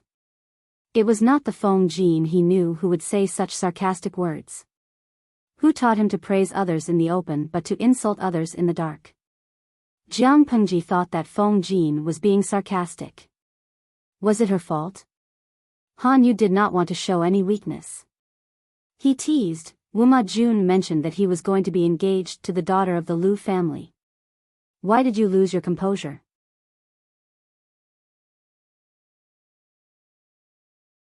Chapter 203. Seeing that Feng Jin wanted to deny it, Han Yu pursed his lips and smiled. Don't play dumb, Huayu. How can you deny it? Feng Jin knew his friend's temperament. He knew that if he didn't give an explanation today, Han Yu wouldn't let him sleep all night. Feng Jin thought of a perfect excuse and explained calmly, "A few days ago, I met Chief Lu by chance and knew that he was a gentle and generous elder." Do you think Chief Lu couldn't see through Wu Majun's treacherous thoughts? If he had seen through it, why did he agree to marry his daughter to Wu Majun? This. To put it bluntly, isn't it like pushing his own blood relatives into the fire pit? Yes, both he and Feng Jin could see through Wu Majun's disguise. There was no reason that someone like Chief Lu couldn't see through it. Moreover, Huayu had said that Chief Lu was a gentle and family-oriented person in private. How could he not care about his only daughter's marriage? So, that's why you lost your composure? Han Yu squinted his eyes. It seemed that he still had doubts about Feng Jin's words. Feng Jin said seriously, "Otherwise? The daughter of the Lu family is not even 9 years old, and I will be married in 2 years. What kind of relationship could there be? Besides, the daughter of the Lu family has been raised in the boudoir since she was a child. She rarely goes out. Even her brother, Lanting, rarely sees her. How could I, a man outside, have any relationship with her? It's okay that you are a playboy, but how could you slander the innocence of a noble girl?" Han Yu lost interest and sat on the side of the bed sulkily. He changed the topic and asked, "If so, according to what Huayu said, why did Chief Lu do this?" Feng Jin couldn't figure it out either, but he was secretly relieved. Han Yu was not easy to deal with. He would be finished if he gave himself away. Feng Jin shook his head in confusion. "Well, I don't understand either. I think Chief Lu has other considerations. How could a man with a generous and family-oriented temperament, as well as extremely sharp judgment and experience, not see through Wu Majun's clumsy disguise? It didn't make sense at all. Unless there was a compelling reason that made Chief Lu act in this way." Han Yu's face was filled with the word "interested," but Feng Jin was not curious at all. Whether Lu Shi married his daughter or not was his family's business. Why should two unrelated men get involved? As usual, Feng Jin read a book in front of the lamp for a while. When he felt a little sleepy, he decided to go to bed. As soon as he lay down, Han Yu said, "I hope it won't involve politics. County Chief Lu's methods are a little creepy." Feng Jin was secretly amused. County Chief Lu is such a character. If it's not for the sake of the imperial court, could it be for a personal grudge? What kind of logic was it to marry the son he had raised for a few years to Wu Majun just because of a personal grudge? Han Yu couldn't figure out Lu Shi's intentions. Forget it. My head hurts if I think too much. The two of them talked about their daily lives and learned about the things that had happened to each other over the years. They couldn't help but sigh. All of a sudden, Han Yu remembered Master Yuanjing's worries. Mister has been rather worried recently. The aristocratic families have already flourished to such an extent. If we don't restrain ourselves, I'm afraid something bad will happen. Both of them were still awake and were chatting to pass the time. Feng Jin sneered, "Rein in at the precipice? How could they do that? It wasn't that no one had realized this problem. The point was that the aristocratic families were like a carriage that was slipping down the slope and they couldn't control it anymore. If the future ruler of the world is also a member of the aristocratic families, maybe we can continue our glory. But what if he isn't? Even if he is a member of the aristocratic families, who can tolerate the royal family being controlled by the aristocratic families? Or even lower than them? The aristocratic families have crossed the line. Han Yu was stunned for a moment. He didn't expect Feng Jin to have such a bold idea. However, Han Yu couldn't refute Feng Jin's words. Nowadays, the royal family of Dongqing was the Wuma family, but the real helmsman was the four aristocratic families. Which of the important positions in each province and county wasn't from the aristocratic families? How many children of poor families were there? Dongqing had always emphasized culture and restrained martial arts. Their military was weak and almost all of them were lost in the battlefield in the north borderline. If the aristocratic families didn't agree, the emperor's order couldn't even be passed out of the Shanyang palace. Wasn't the royal family afraid of those aristocratic families? Afraid? Of course they were afraid. Who would feel comfortable if they had the world but couldn't enjoy the supreme power? However, the royal family of Dongqing had gradually fallen into a disadvantageous position in the open and secret battle with the aristocratic families. They couldn't be majestic at all. Fortunately, the interests of the aristocratic families weren't united. Each had their own conflicts. The royal family of Dongqing was also in a strange balance. They were muddle-headed in front of the royal family and kept thinking about taking back the power. They kept playing dirty tricks. As the legitimate son of the Feng family, it was not easy for Feng Jin to see the drawbacks so clearly. I didn't think about it before, but, after I came to Hejian and met County Chief Lu, I was suddenly enlightened. It was as if the fog in front of him was blown away by the wind, and he saw the truth. The chaos in Hu County was caused by natural disasters and sabotage, but the sabotage was greater than the natural disasters. Why did County Chief Lu persevere and even manage Hu County to its current state when others were troublesome and even lost their lives? While others were fawning over Lu Shi, few were willing to delve into the meaning of the problem. Was it because they didn't want to? Or was it because they didn't dare to? Lu Shi didn't exterminate the gentry in Hu County, and their lives weren't as easy as they used to be. They lived in fear and didn't dare to go overboard under Lu Shi's watch. But, would that be enough to prevent future troubles? Not necessarily. County Chief Lu has been promoted to the General Evaluation Officer. I think there will be other changes. For example, he will be promoted to the governor on the surface, but in fact, it will be to take Hu County from him. Do you know how many people are drooling over Hu County? If Lu Shi is no longer the county chief, or if he passes away and Hu County has a new governor, what do you think will happen to Hu County? Han Yu's mouth was dry. He didn't have to think to know the answer. Hu County was like a lamb that Lu Shi had carefully raised. It slowly grew up, became fat, and the wool on its body was thicker. Around it, there were countless greedy eyes staring at it. Once Lu Shi, the shepherd, was distracted or simply not around, the fat lamb would be plucked by the greedy demonic eye. Those who had a bit of foresight would probably keep the lamb and pluck it when it grew some hair. If the greedy people who couldn't wait for the wool to grow, they would probably kill the fat lamb. Han Yu said, in the end, County Chief Lu still cared about his identity as an aristocratic family, so he didn't kill all the aristocratic families to avoid future troubles. Their reason told them that it was best to kill all the aristocratic families, but they were all from aristocratic families. If the same problem was put in front of them, they would probably make the same decision as Lu Shi, or even a little softer. Han Yu frowned slightly. It seemed that he didn't like this heavy topic. What made him even more unhappy was that he knew he couldn't avoid this conflict in the future. Unless he was willing to give up all his knowledge and live in seclusion, no matter what happened outside. But was it possible?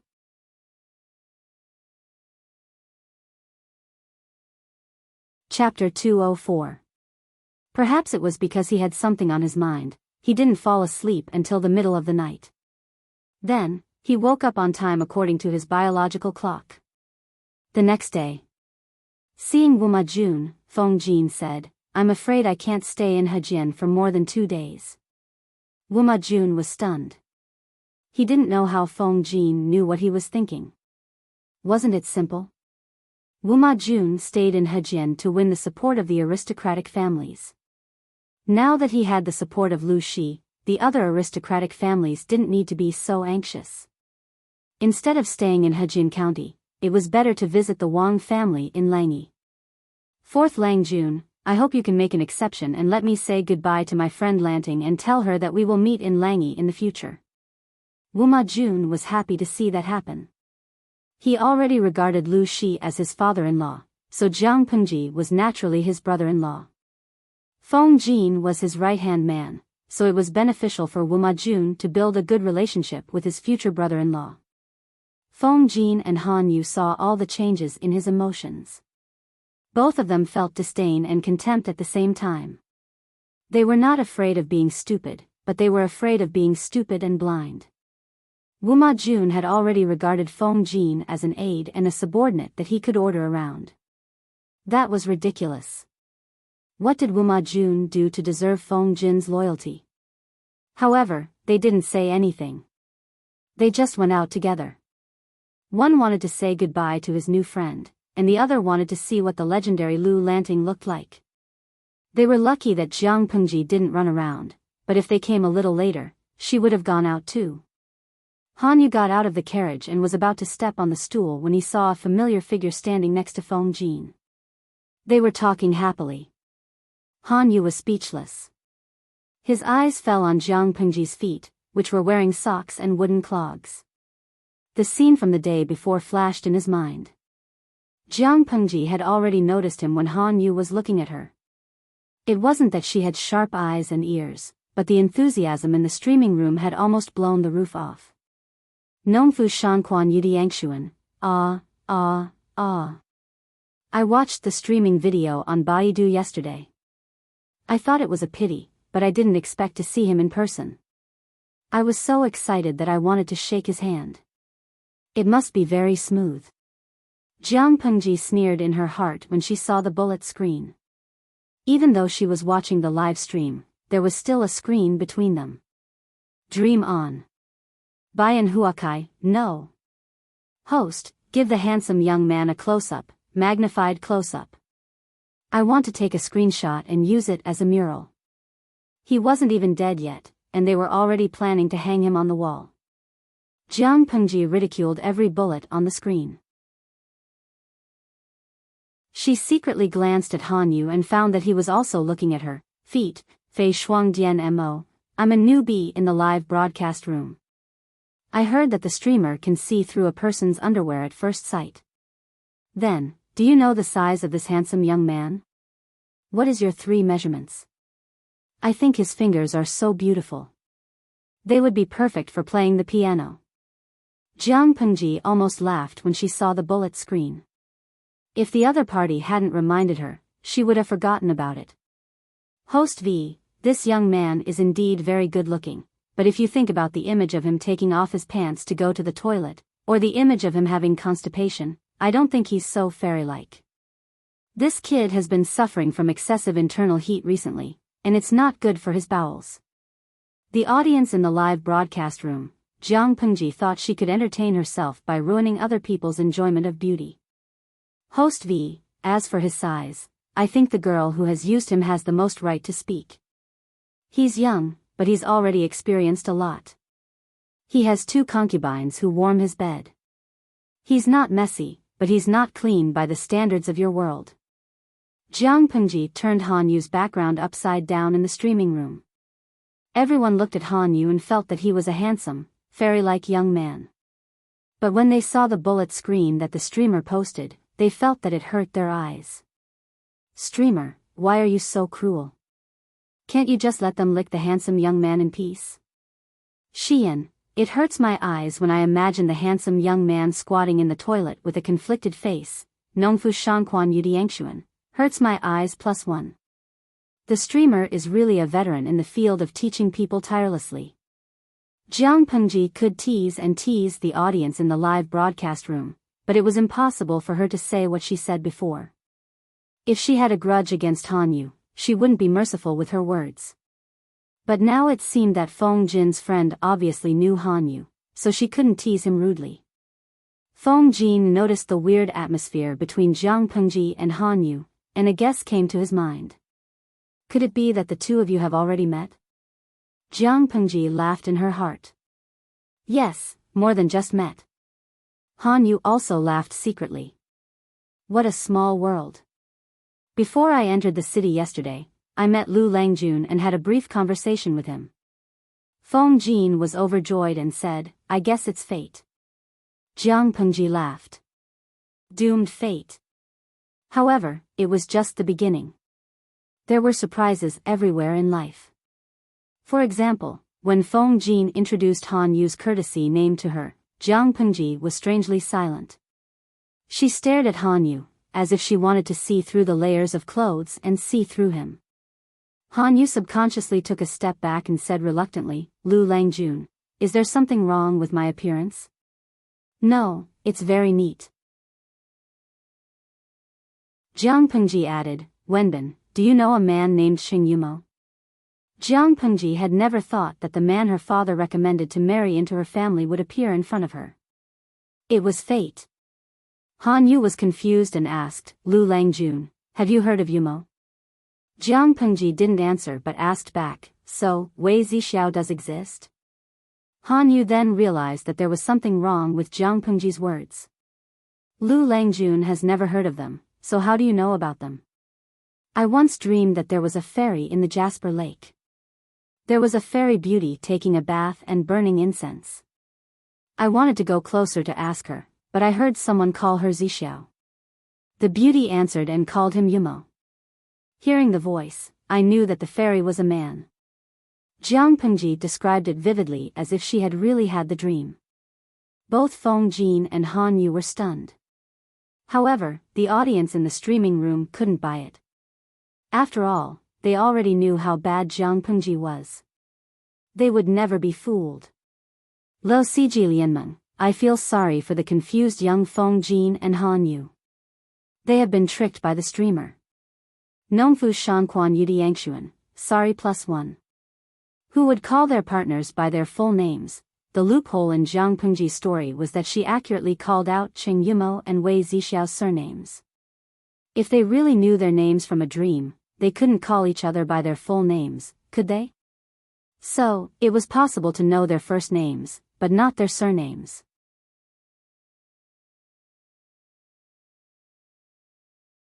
Chapter 205. If that's the case, you also saw me in your dreams? Han Yu asked with a faint smile. He looked friendly, but there was a hint of judgment in his eyes. Who would believe such nonsense? Yes, another loophole in Jiang Pengji's story was that there was another person in it, Han Yu. If you paid attention, you would notice that she asked Qing Yumo and Wei Zixiao in surprise after hearing Han Yu's courtesy name. If the story was not contradictory, then Han Yu should have appeared in her dream. Otherwise, she must have made it up. Jiang Pengji thought that Han Yu would be ashamed, but he nodded. Yes. It's a pity that the dream was hazy. I could only see the silhouette but not the face. I thought it was just a dream, but I didn't expect it to be real. The viewers in the streaming room were amazed by Jiang Pengji's acting skills. Jinshuan can liang, I only admire the streamer's acting skills. She did it all in one take. It was such nonsense, but even she herself believed it. Life is like a drama. Even the streamer can win an Oscar if she depends on her acting skills. Qiufeng Sisi, Oscar is nothing. No matter how good the best actor and best actress are, can they be 100% in character all day? Nongfu Shanquan Yudi Yangshuan, well, I know the streamer is lying, but she said it so confidently that I am beginning to doubt her. Even the viewers in the streaming room began to doubt their own judgment, let alone Han Yu who didn't know much about her. Han Yu's mouth twitched. He said in a stiff tone, so, it is fate that I met Lanting. Jiang Pengji readily accepted his advice and said, yes, such a fate, it will be a good story to tell. Feng Jin believed her and said with surprise, people say that what you think about in the day is what you dream about at night. But Lanting was born and grew up in Hejin County. She had never heard of the names of Wen Bin and the other two. Wei Zixiao's courtesy name was only recently given. Lanting could actually dream of such a scene. Maybe it was a sign of fate? If I go to Langyi in the future, I might be able to meet my dream friend. Han Yu was still doubtful, but he was more convinced after hearing what Feng Jin said. Although this speech was a little dreamy and romantic, it couldn't ignore the bigger picture. Let's rewind and take a look at what Jiang Pengji said. She saw a fairy beauty bathing and burning incense in the Jasper Lake. She wanted to go closer to ask, but she heard someone call her Zixiao. The beauty responded and called him friend Imo. In other words, the background was the bathtub. She was taking a bath. Han Yu couldn't imagine it. Zixiao was taking a bath in his dream. What was he doing in his dream? Although Lu Shi was a young boy who had yet to grow up, and the scene in the dream was still hazy, she could only vaguely make out the silhouettes of people. She shouldn't be able to see anything out of place, but she still felt that it was a little strange. Jiang Pengji took advantage of the fact that her body was still young, so she asked Han Yu. That person called Yumo really has a good temper. He's cautious and thorough in his work. He's honest and upright. Han Yu was deep in thought and replied subconsciously, of course. Yumo has a good temperament, and he is cautious and reliable. Master speaks highly of him. When he finished, he came back to his senses. He was more and more convinced of what Jiang Pengji said in the dream. Why did he believe it? Qing Yumo was a nobody among all the students. He kept a low profile and his presence was almost non-existent. Except for a few close friends who knew about his talent and temperament, other strangers didn't know much about Qing Yumo, let alone Jiang Pengji, who was far away in Hejin County. But she could accurately point out Yumo's temperament and his biggest advantage. It was obvious that there was a basis for it. Now Han Yu was interested in Jiang Pengji's dream. He couldn't care less about the little knot in his heart. So, that Wei Zixiao. Jiang Pengji suddenly smiled and asked, is he really as beautiful as a beautiful woman? Han Yu was trying to listen to what she had to say. But he almost choked on his own saliva. He was being rude in front of others. Feng Jin was also speechless. Jiang Pengji looked like she was seriously asking for advice, which made it impossible for him to be annoyed. Han Yu said, didn't you say that you didn't see his face? Jiang Pengji put on an I'm very innocent expression. I didn't see his face, but I heard Wenbin tease him. He said that he accidentally left a sachet when he went out and it was found by a merchant. He took the sachet and asked the matchmaker to propose marriage. I think if he wasn't much more beautiful than a woman, he wouldn't have been mistaken for his gender. Jiang Pengji was the one who was lying through her teeth. But it had been a lie for so long that most of the viewers in the streaming room believed it. Nongfu Shanquan Yudiangshuan, ha ha ha, I don't know how traumatized he was when he was mistaken for a woman. Call Wa Yi, I've been watching the streaming for a few days. I realized that the men in this world are a bit effeminate. They have flowers in their hair and powdered their hair. They are gentle and beautiful. If they look more androgynous, they will be easily mistaken for a man. The traumatized area should be infinite, right? Han Yu's white cheeks were a bit flushed. He seemed to be a bit nervous. You can't answer this question. If you see him one day and spill the beans, you will be the one to suffer. He shook his head decisively and kept the question a secret. But, Han Yu said, but what you said about Zixiao being teased in the dream might happen. But Zixiao doesn't like others to pay too much attention to his appearance. He always says that the appearance is given to him by his parents. Children can't choose whether they are beautiful or ugly. Isn't the essence of a skeleton? In this era, it was dangerous for a woman to be good-looking, but it was not necessarily safe for a man to be good-looking. A skeleton?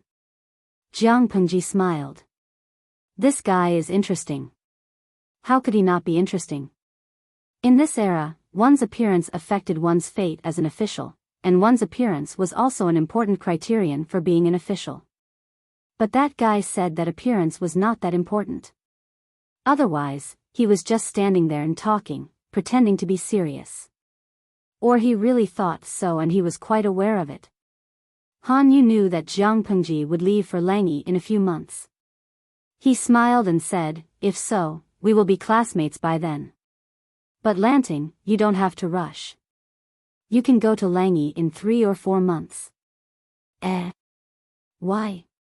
It was Feng Jin who asked.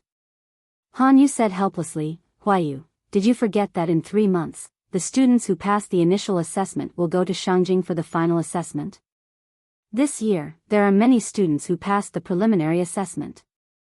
Master Yuanjing may personally escort them to Shangjing. I remember that Lu County Chief is this year's General Assessment Officer. He will also go to Shangjing. If Jiang Pengji went to Langyi according to the original schedule, half of the academy would be empty. The most important thing was that Master Yuanjing would not be there. She thought for a while and said, if so, I will go to Shangjing with my father. After the assessment, I will follow Master Yuanjing to Langyi. It will be on the way.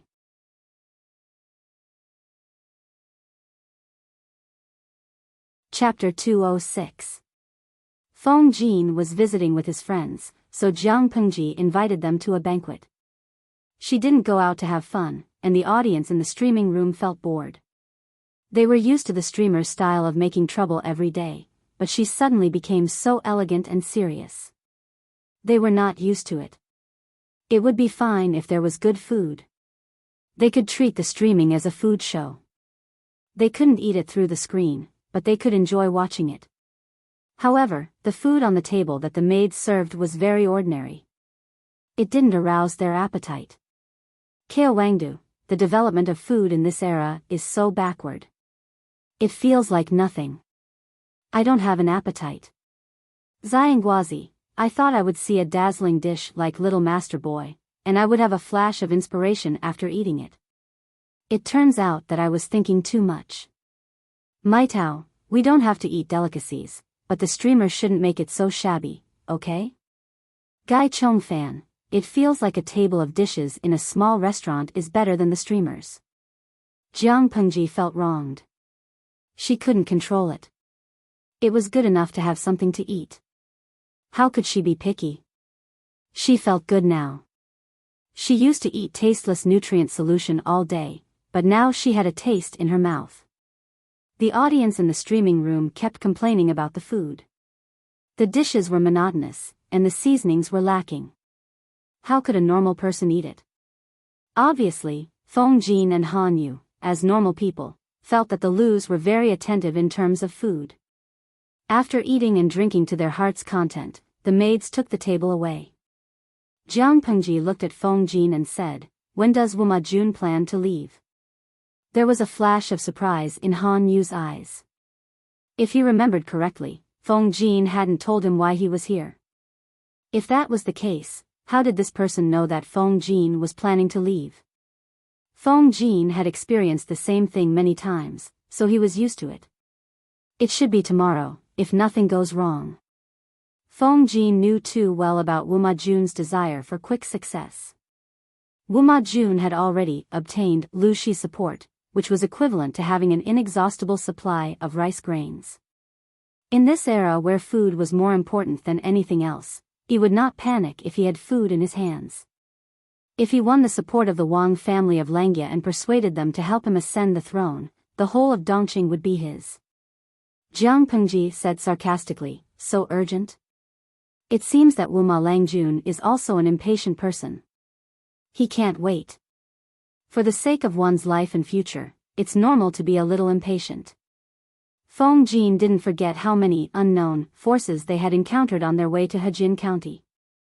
Not only did he not forget, but Wuma Jun, whose life had been hanging by a thread, also did not forget. If he didn't fight for the throne, he would die.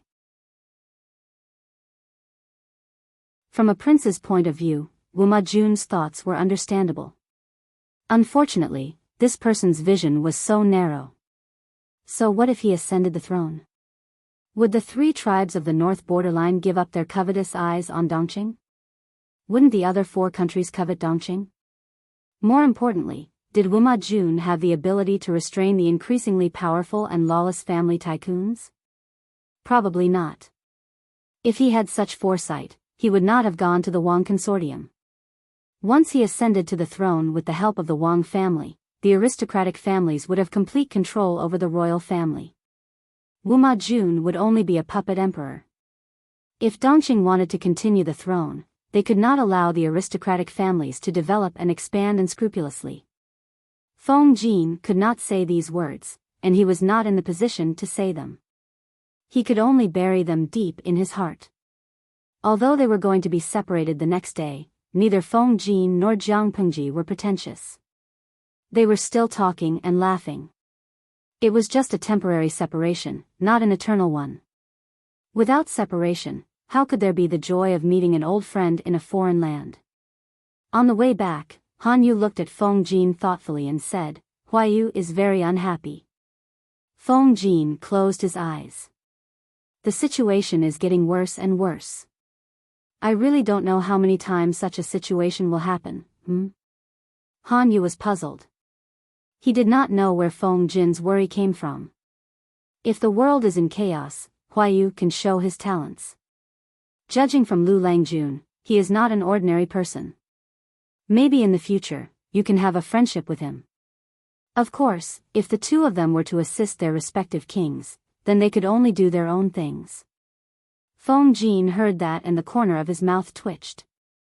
He felt that Han Yu and Jiang Pengji were on the same side. Both of them had restless temperaments and loved to stir up trouble at the drop of a hat.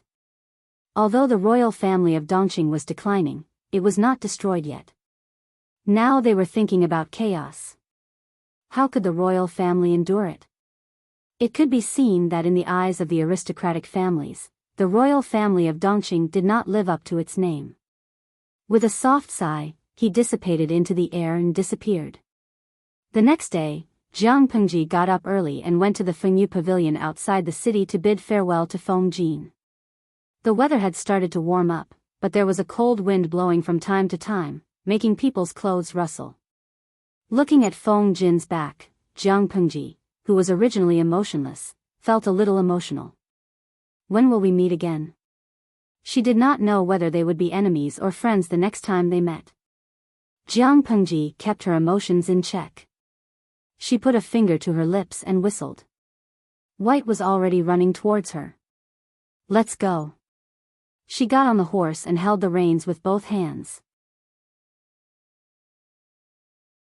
The carriages in the distance had become a small and Feng Jin was nowhere to be seen. White snorted and galloped toward the city gate. Ever since the attack on the Mengs, Jiang Pengji liked the feeling of galloping more and more. Second Langjun, the people from the carpentry workshop are here. They are waiting for you in the mansion. As soon as they got back, the gatekeeper came forward to take the reins. Jiang Pengji's expression was cold and displeased at first, but when she heard that someone from the carpentry workshop was here, her eyes suddenly lit up. It was as if there were the brightest stars in them, which made people happy. Someone from the carpentry workshop? Where are they now? Take me there. Feng Jin was the first friend Jiang Pengji had made in this world, so he meant something to her. She did not show it on her face or say it, but she was still reluctant to leave Hejin County. However, compared to the big picture, these small sentiments were insignificant. The gatekeeper was also smiling and bowed. He's waiting for you in the mansion. Don't worry, second Langjun. Jiang Pengji did not listen to the gatekeeper. She walked like the wind and the maids made way for her. To save time, she said, you don't have to greet me. Go do your own things. She opened the door quickly but not rudely. A few craftsmen in linen clothes had been kneeling for a long time. No need for small talk. Just tell me how is the crossbow I asked you to make. Jiang Pengji sat down without hesitation and skipped the complicated etiquette of the craftsmen. They looked at each other, and one of the craftsmen spoke on behalf of the craftsman. It's a success. You're tuning into the Romantic Tales YouTube channel.